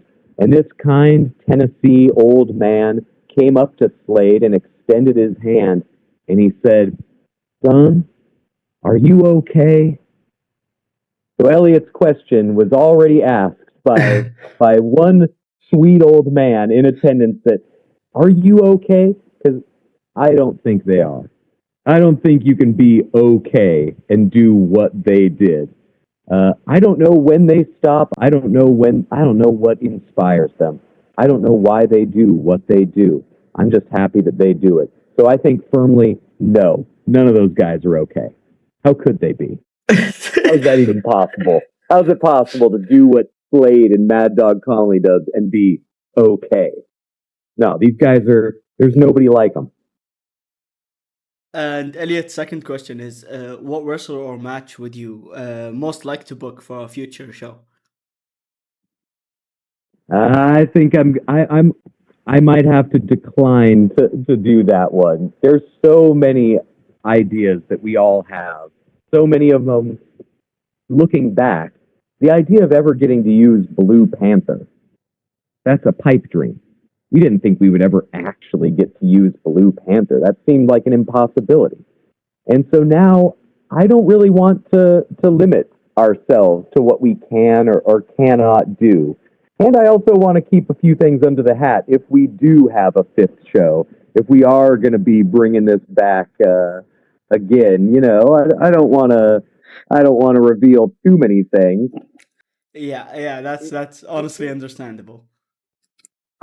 It feels like, and I think people would put this together naturally, after seeing what Mad Dog and Slade did to each other, the logical conclusion is that we have to do Mad Dog versus Slade in a dog collar match. We have not booked that yet. We've not signed that yet. But I think the most logical next main event would be to do Mad Dog Slade 2, this time with a collar.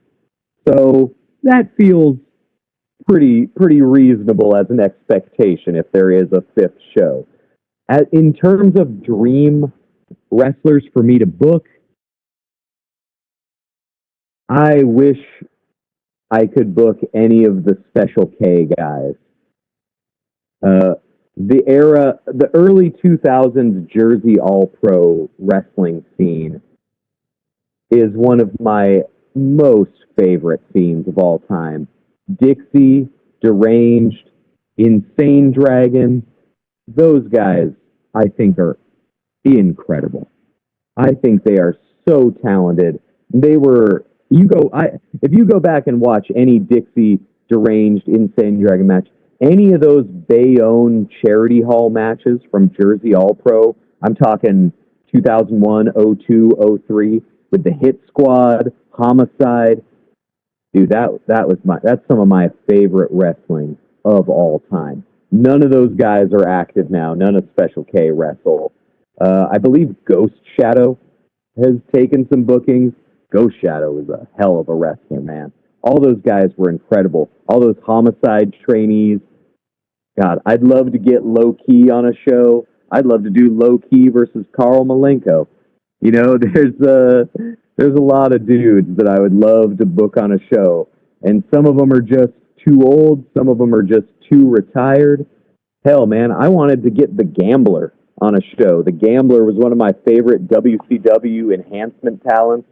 I reached out to our ring announcer, Scott Hensley, who's so great. I love Scott. He is a great resource for Southern American indies. He knows a lot of these guys. He's been around that scene since the Wild Side days. So I remembered him. He reached out to the Gambler for me, and that guy just has no interest in coming back to pro wrestling. I don't know if you remember WCW wrestler Jerry Flynn. Oh yeah. Anybody? Any memories of Jerry Flynn, or is that just a guy I like? I found his son on Facebook. I reached out to his son.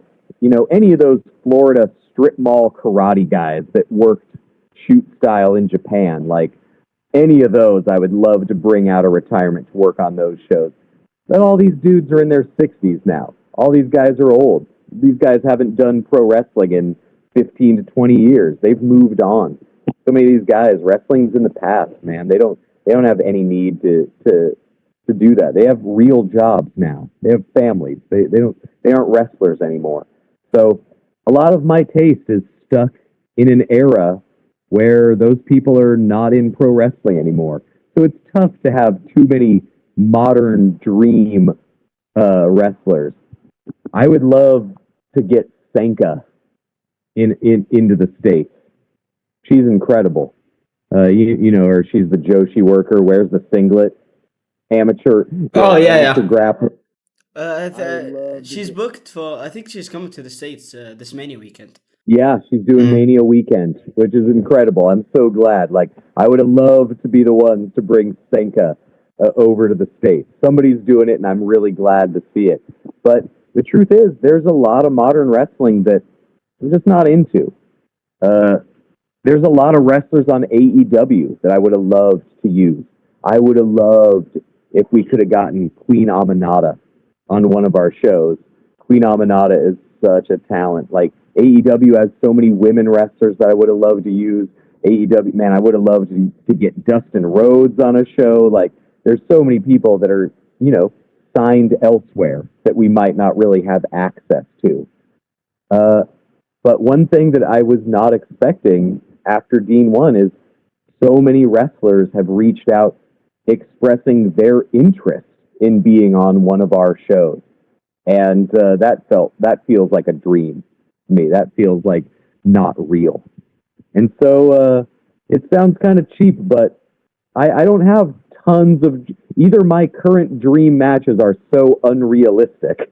You know, like, yeah, my dream match is Daniel Makabe versus Bryan Danielson. Like, yeah, well, the odds of that happening, not great. Not great, right? Yeah, let's get Carl Malenko versus... There's 30 guys I'd like to see Carl Malenko fight. Carl Carl Malenko might have done so well on our show that he might have priced himself out of future shows that we do. He might be getting way more bookings that we might not have access to Carl in the future. We don't know. So yeah, in terms of dream matches, I have them. I just don't know how realistic they are. Oh, one other one that I tried to do for Dean 1, and so there is a backyard wrestling match that I am in love with.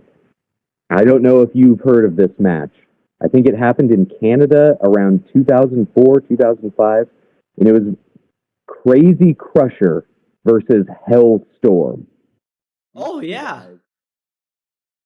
You like the Hellstorm Crazy Crusher ladder match? Yeah, that was sick. I've never seen another match like that.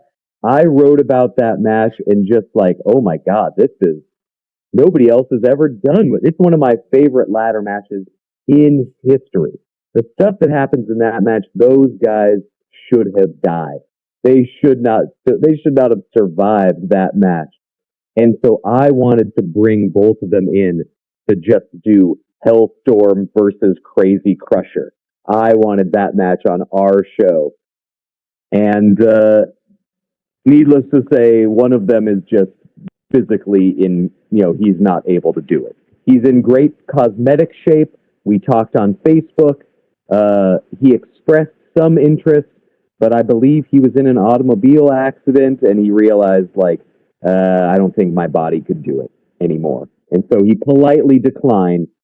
But yeah, that was one that I wanted to bring in just because, man, if we could do Hellstorm Crazy Crusher, hell yeah, let's bring that in. But that would have been a lot fun. of the ideas I get, it would have been great. Dixie, I would love to use Dixie. I'd love to use Insane Dragon. But part of what made these guys so great is that the stuff they did in the early 2000s means that their bodies are very much damaged in 2026.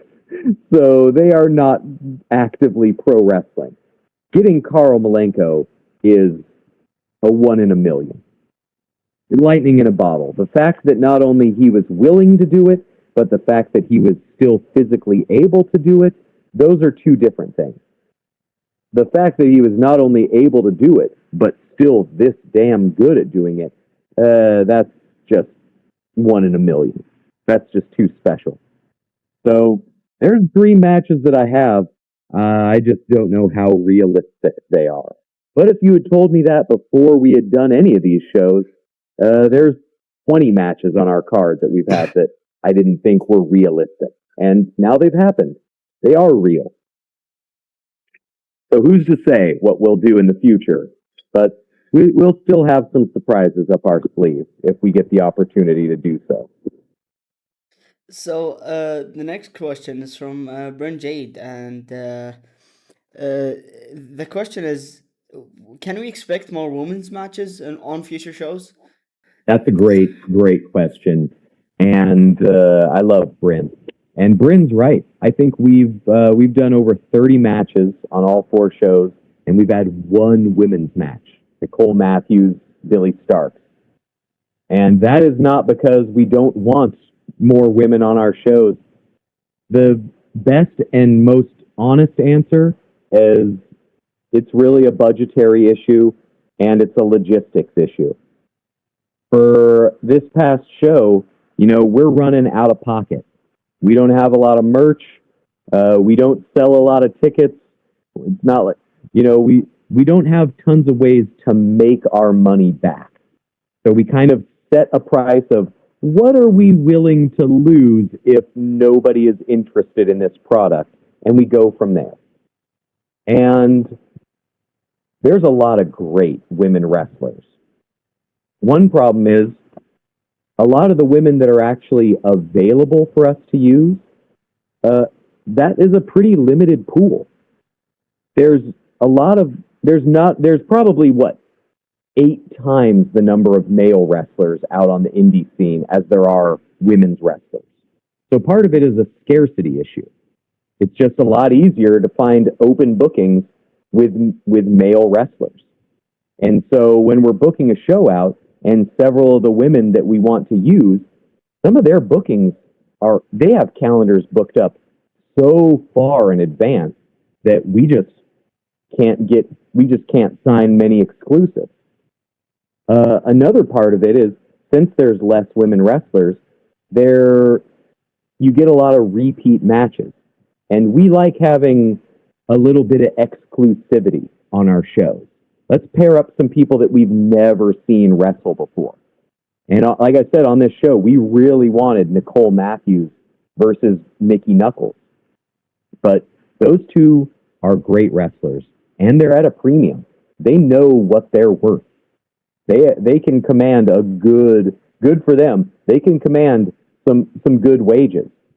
And when we're on a limited budget, I'm looking at it from the perspective of, we had 9 matches on this show. Even though we tried to book that and we were unable to do so, I'm forgetting which one of them was already booked. I forget if it was Mickey or Nicole. So we couldn't have done that on this show if we had, if we wanted to. But had we booked them, it would have used up so much of our budget that we probably wouldn't have had 3 or 4 of the existing matches that we ended up using on our show. We had a 9-match show, and it would have been, okay, now that we got the women's match we really wanted, now what are the 3 or 4 matches that we cut? And that would have been a real difficult decision to make, because I didn't want to cut any of these matches. So it might be an unsatisfying answer, but there are women that we want to book on the shows, but some of them we don't really have access to. And the ones we do have access to, it's kind of difficult to book them. They are in demand. So if there are women that want to be on one of our shows, please reach out to us, because I would love to have more women wrestling on one of our shows.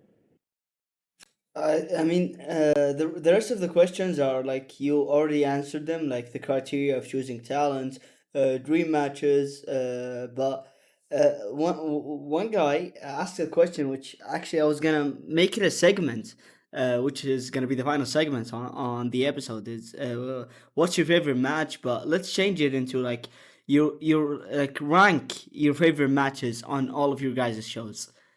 Oh, do you want what do you think the best matches on every show? Like, do you want my favorite match from each individual show, or my favorite matches overall? Overall. From our show? Overall? Okay, well, I'd be more in, what are your favorite matches first? I'm curious what your favorites are. I mean, I'm probably gonna be kind of biased, but I think my favorite match. Well, believe me, man, I'm going to be biased too, but I'm curious what yours are.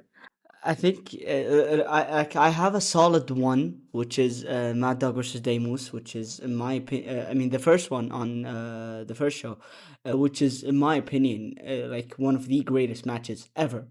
Uh, I think the rest I won't give them an order. They're not in any specific order, because like even in terms of rating, I think they're all in the same rating. Like I gave all of them 4.5, but Maccabi versus Thatcher, Slim J versus Adam Priest.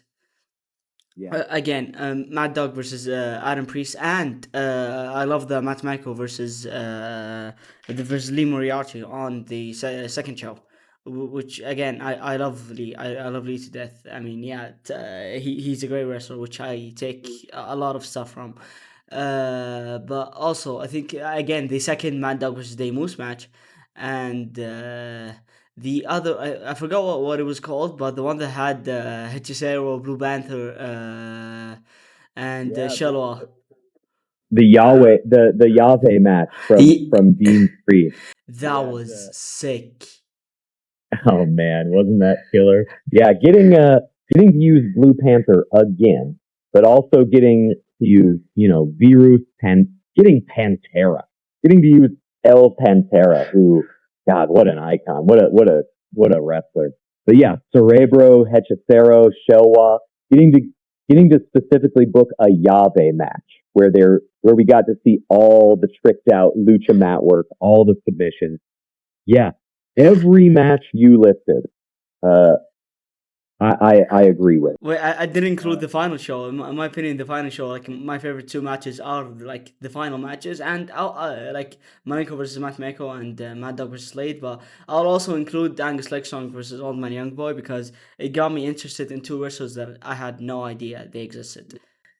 Yeah, not every wrestling match should have the same goal. And Angus Legstrong and Old Man Young Boy went out to do something different than the other matches. You know, comparing a match to a different match in a different style, it's just like watching movies.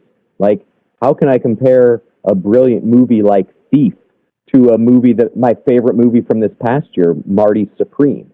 Like, these are very different movies. They are both movies, but their goals are so different. How do you compare them to each other? But if I was to look at all of the matches that we've had on our shows, I am in agreement with you that I think Mad Dog Damus from our first show is probably the best match from a Dean show. Now, one thing that was a disappointment, because I think their hair versus hair match from Dean 3 is also great. I think that's one of the 10 best matches from our shows. We were restricted in that match because they were not allowed to have any blood. We could not have any blood on the ECW Arena show, which sounds like an anachronism. To picture ECW Arena having a safe, no blood show is absurd. But, you know, the rules are the rules. And the commission met with us before the show and said if any blood happens in one of the matches, the match would be stopped immediately. So that's a risk we couldn't take. We couldn't risk this match being called off 2 minutes in. And so who knows what that they worked an amazing match. I've watched that hair versus hair match several times. It's great. I don't know if it's on the level of the first show one, but due to that restriction, I feel like they kind of weren't necessarily allowed to be as unhinged as they were on that first show. So they had to work within that restriction, and I thought they did a pretty amazing job working within it. But that first match was, you know, that was unrated, you know, unregulated. That was them at their sickest, and that's got to be our best. But all the ones you said after that, I think the Karl Malenko match and Mad Dog Slade, those could be also in the discussion for best match from one of our shows. At the worst, I think they're number 2, number 3. Slim J versus Adam Priest blew me away. It still does. I was honored to have Daniel Makabe and Timothy Thatcher have the match they did. You know, the main event of Dean 1 and Dan's retirement. Like, that was special. The 10-man Cibernetico on Dean 2, that was a dream come true for me. Watching Blue Panther go as hard as he did, you know, the guy did 3 dives in that match. He's 64 years old. Why is this guy who's this old doing dives that he never even was doing when he was a 40-year-old in wrestling? It didn't make sense to me. Why was he going so hard? Now, on that show, it probably wasn't just for us. You know, they were working to impress Tony Khan, but whatever the reasons, they did it, and I was honored. But yeah, the Yave match, Slim J versus Tim Bosby, Gringo Loco versus Dr. Cerebro from that first show, all of those matches would have been the best match on the majority of every other indie show. And we were lucky enough to have them all happen on our show. I am extremely lucky and extremely grateful to all of those wrestlers who did what they did. But man, even just going beyond that, that's probably like 10 or 12 matches that I'm just in love with. But beyond that, like, yeah, the 2 Lee Moriarty matches that we've run, Josh Woods versus Moriarty from our third show, I think might have even been better than Matt Mako, Lee Moriarty. I don't know. They were both great, but like, holy cow, Lee Moriarty's such a talent. The Matt Mako Wheeler Yuta show from our third show. Man, that's a match. That's a match right there. Matt Mako, Wheeler Yuta was so good. Yeah. Yeah, I still remember that flying armbar. Oh, that flying armbar. Dude, he hit a spinning heel kick on the floor, knocking him into the guardrail that, like, I gasped out loud when he hit it. My God. Oh, in the Nicole Matthews Billy Starks match, Nicole Matthews hits Billy with a clothesline that hit so loud. I don't think I've ever been in a building where somebody hit a clothesline so flush. My God. Like, everybody who's been on our show did something that absolutely just took my breath away. Like, I've loved so many matches. There was like a dozen different moments in Isaiah Broner versus Big Jake that I was like, how are they going to keep topping themselves? Then Jake's hitting his splash on the floor. He's dropping Broner with a suplex. Broner was hitting Big Jake with elbows that were so hard. It didn't show up as much on the videotape audio as I was hoping for. In the room, the sound of Broner connecting with Big Jake's face, it was horrifying. Big Jake does this sell at one point in the match where he was on spaghetti legs. He got rocked. He wobbled into the ropes. And it was like, oh my God, is Big Jake just going to be knocked out 90 seconds into this match? Because if Broner had hit me with that elbow, I'm pretty sure I would be in traction. Like, I think I would lose the ability to like process math anymore if I was hit that hard by Isaiah Broner. I don't know how Big Jake stood for all those, but Broner was not holding back, and neither was Big Jake. So, man, I don't even know if I could put that match in our top 10, and that is in no way an insult to Broner Big Jake, because they killed it. They had a dream match for me, man. And that's everybody. That's everybody on our shows. They go out there to just have something memorable. And God, I love it all. I love it all. I mean, yeah, just like you said, every show was special in its own way, and in this last show, every match was special in its own way. I mean, before we finish, is there anything else you want to say? Any story you want to share? God. I don't even know where I start. This has all been just such a whirlwind experience. Getting to work with AEW and just getting to work with Tony Khan is such a... Who could have expected that? I'd never planned on even promoting a wrestling show, but on our second show, getting to promote a show with AEW, like, what a dream! What an unforeseeable dream! And one thing, when I said that our shows, the premise is, what wrestling do we want to see? We book these shows for us. We would love it if as many people as possible shared our vision and shared our dream and loved the product as much as we do. People like you, to hear the love and adoration you have for our shows, it means the world to us. It is so special. And I can honestly say, after working with Tony Khan and watching this guy's brain, like, this dude loves pro wrestling. This dude loves it. He is maybe the most obsessed pro wrestling fan that I've ever met. That's not a lie. Watching him talk about pro wrestling, this dude's brain just works differently. Here's one story from Dean 2. We were in, I guess you'd call it, gorilla position, back where the monitors are, and Tony Khan was running gorilla, and he's stationed at the monitors. To his right is Dustin Rhodes. Also in the room are me, Bill Schneider, Bryan Danielson and Hiroshi Tanahashi. I don't know how I got a ticket to being in the presence of Dustin Rhodes, Bryan Danielson, Hiroshi Tanahashi. Like, what am I doing there? Like, what? I don't belong here. Why am I next to these people? And so Tony is producing this show, right? This man is serious. This guy has this show mapped out to the second.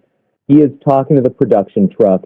He is giving directions. Okay, in 10 seconds, I want you to come in with camera A. I want you to, so this guy's running this show, right? He's running our Dean 2 show like it's an AEW pay-per-view. And this guy is just in the middle of calling exactly where he wants a camera to be and what cut he wants to make. And out of nowhere, mid-direction to his production crew, he pulls his microphone away and he turns to Dustin and he says, "Hey, Dustin, what's your favorite War Games match?" Okay. Yeah, that's random. This dude loves pro wrestling. None of us had been talking War Games. War Games had nothing to do with anything that was happening. It had not come up before, but in the middle of him directing a wrestling show, he just thinks it's a great idea to ask Dustin about his favorite War Games matches. And then all of us just started talking about what our favorite War Games matches was. To hear Dustin Rhodes talk about his father and what War Games meant to him, and why am I here? Why am I getting to talk with Hiroshi Tanahashi and ask him, like, what's your favorite pro wrestling match of all time? Hiroshi Tanahashi's answer was the Shawn Michaels Bret Hart Iron Man match. I would never have guessed that. That's random. That's a very random choice.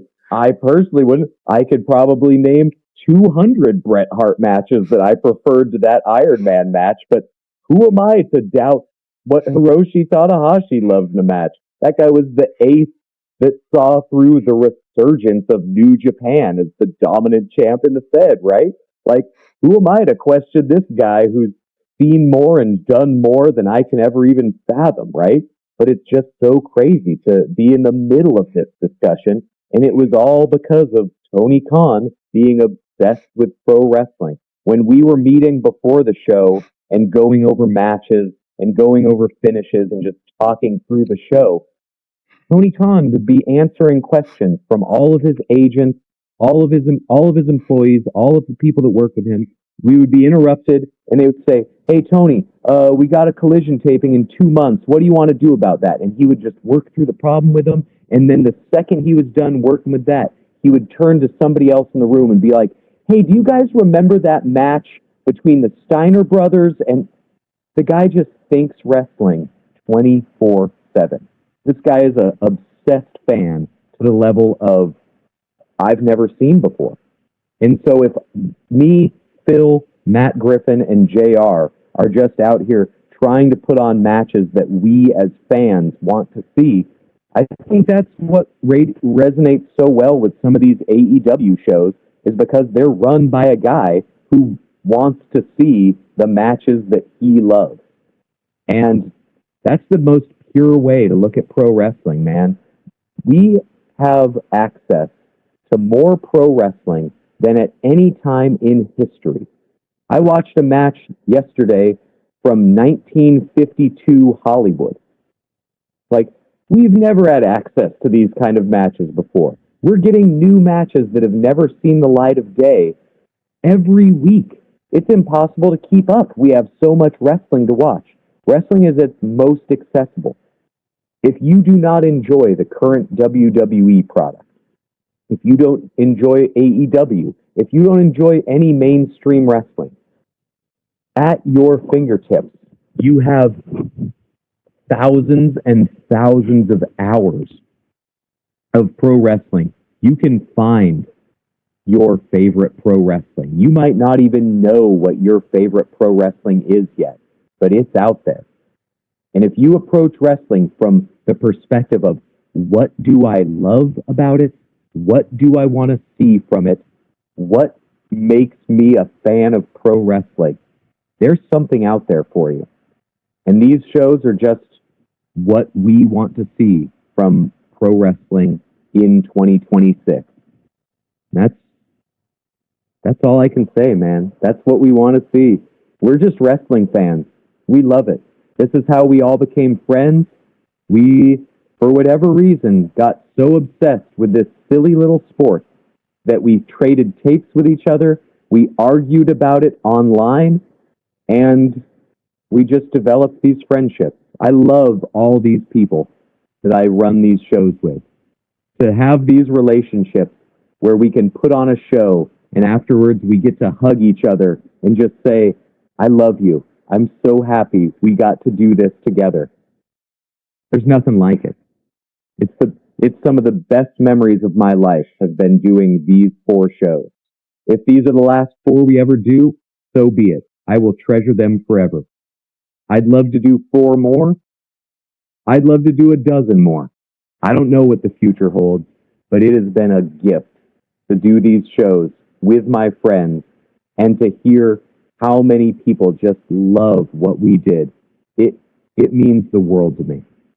I cannot thank people like you enough for just loving what we do and wanting to see more of what our vision is, wanting to read what we write, being inspired to write because of maybe something we did or a show we did. Like, God, it's the best. It's just the best. The finding out anybody that gets that excited, just like we used to get, like, that's the best.